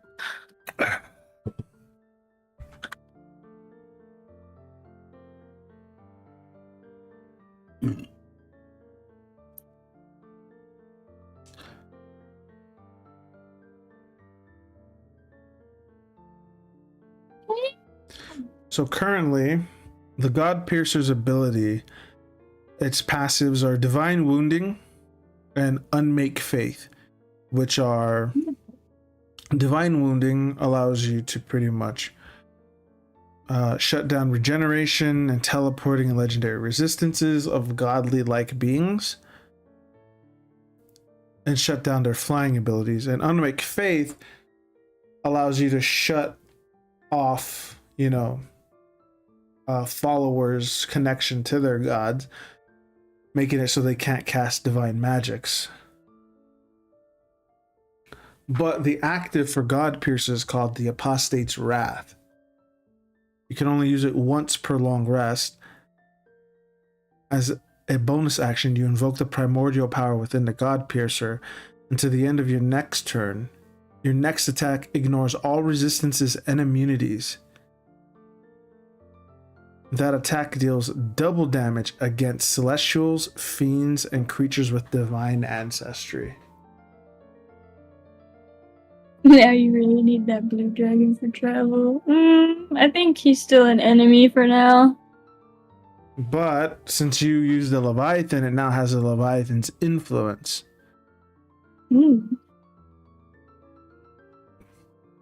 Which, while you have this weapon attuned to you, you gain Water Walk and Water Breathe. Ooh. You can breathe underwater and walk on water as if it were solid ground.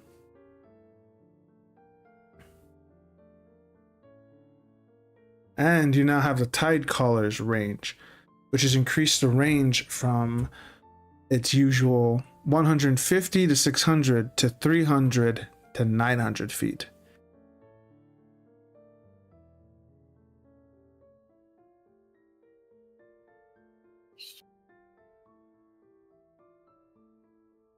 And you also have something called a pressure shot. What the fuck? And once per short rest, you can make a special attack that creates a 30-foot radius burst where the arrow lands.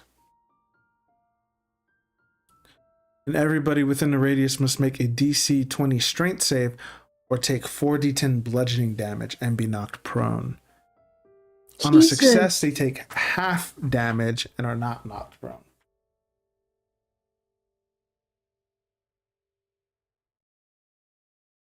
And the more primordials that you devour with this, the more influences you'll be able to use.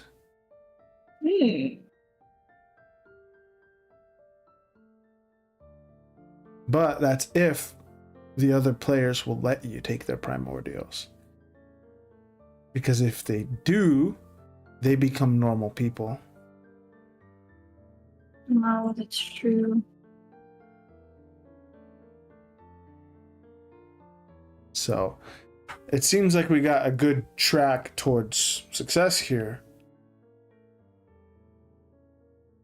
But you don't know, maybe one of them's gonna pop their top and use a primordial charge on an enemy they feel like they need to. But while we've been having this conversation, Axton has flown a good ways back to where you guys landed. Well, not totally. You guys are now at the stronghold. You guys are outside the stronghold fences.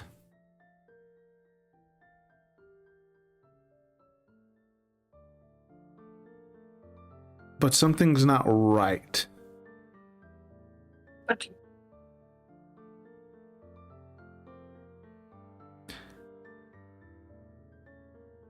Svigrasil is also very quiet, but you hear the silent burning of fire.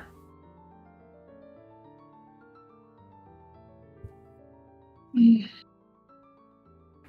doesn't sound good.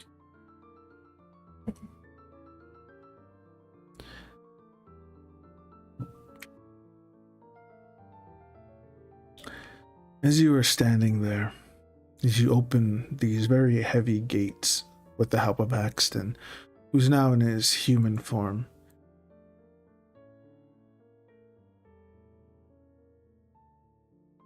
you see Draven,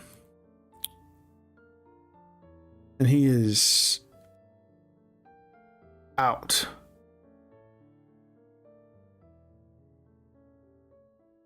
Of his suit of armor.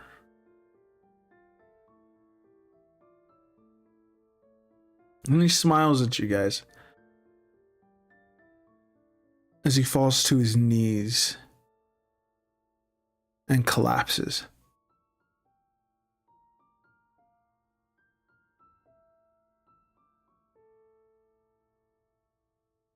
And standing over him,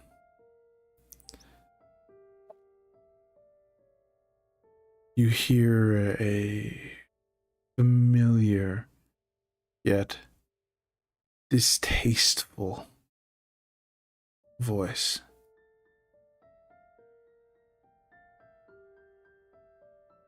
Staring at you from over his body.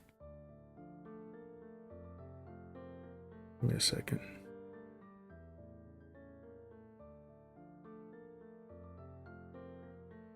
I was gonna make this so hard.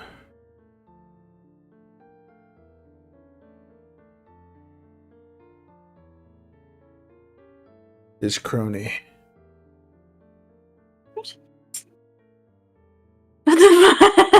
She stands there. About time you brought me the book. I'm just backing her on. No. Is Renwall. Oh no, not Renwall. It took me a while to find you. You traveled to Yobai and to Bitra. And now you're here. I literally had to follow you to the end of the world. But I found you. All of you. As he points to the pickle barrels.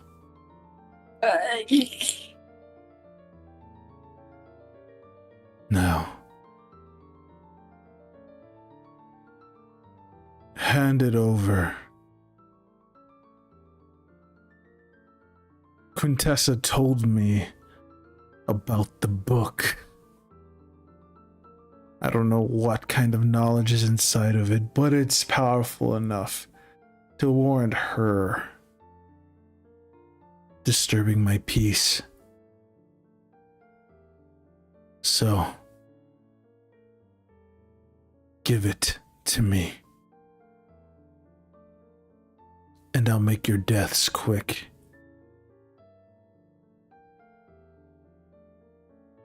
Let's try the new longbow movement. But you do not have to worry about answering then and there. Because we're going to end today's session right there.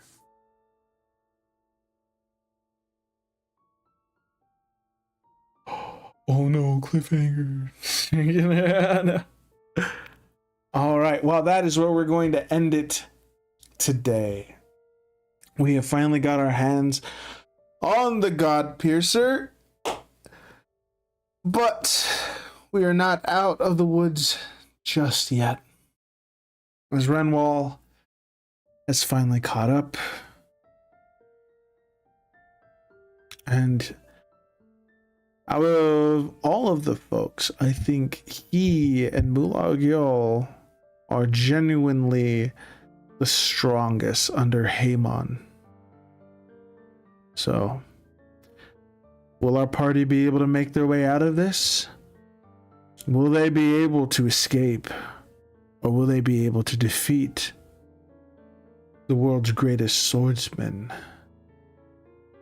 without using their primordial beasts inside of them?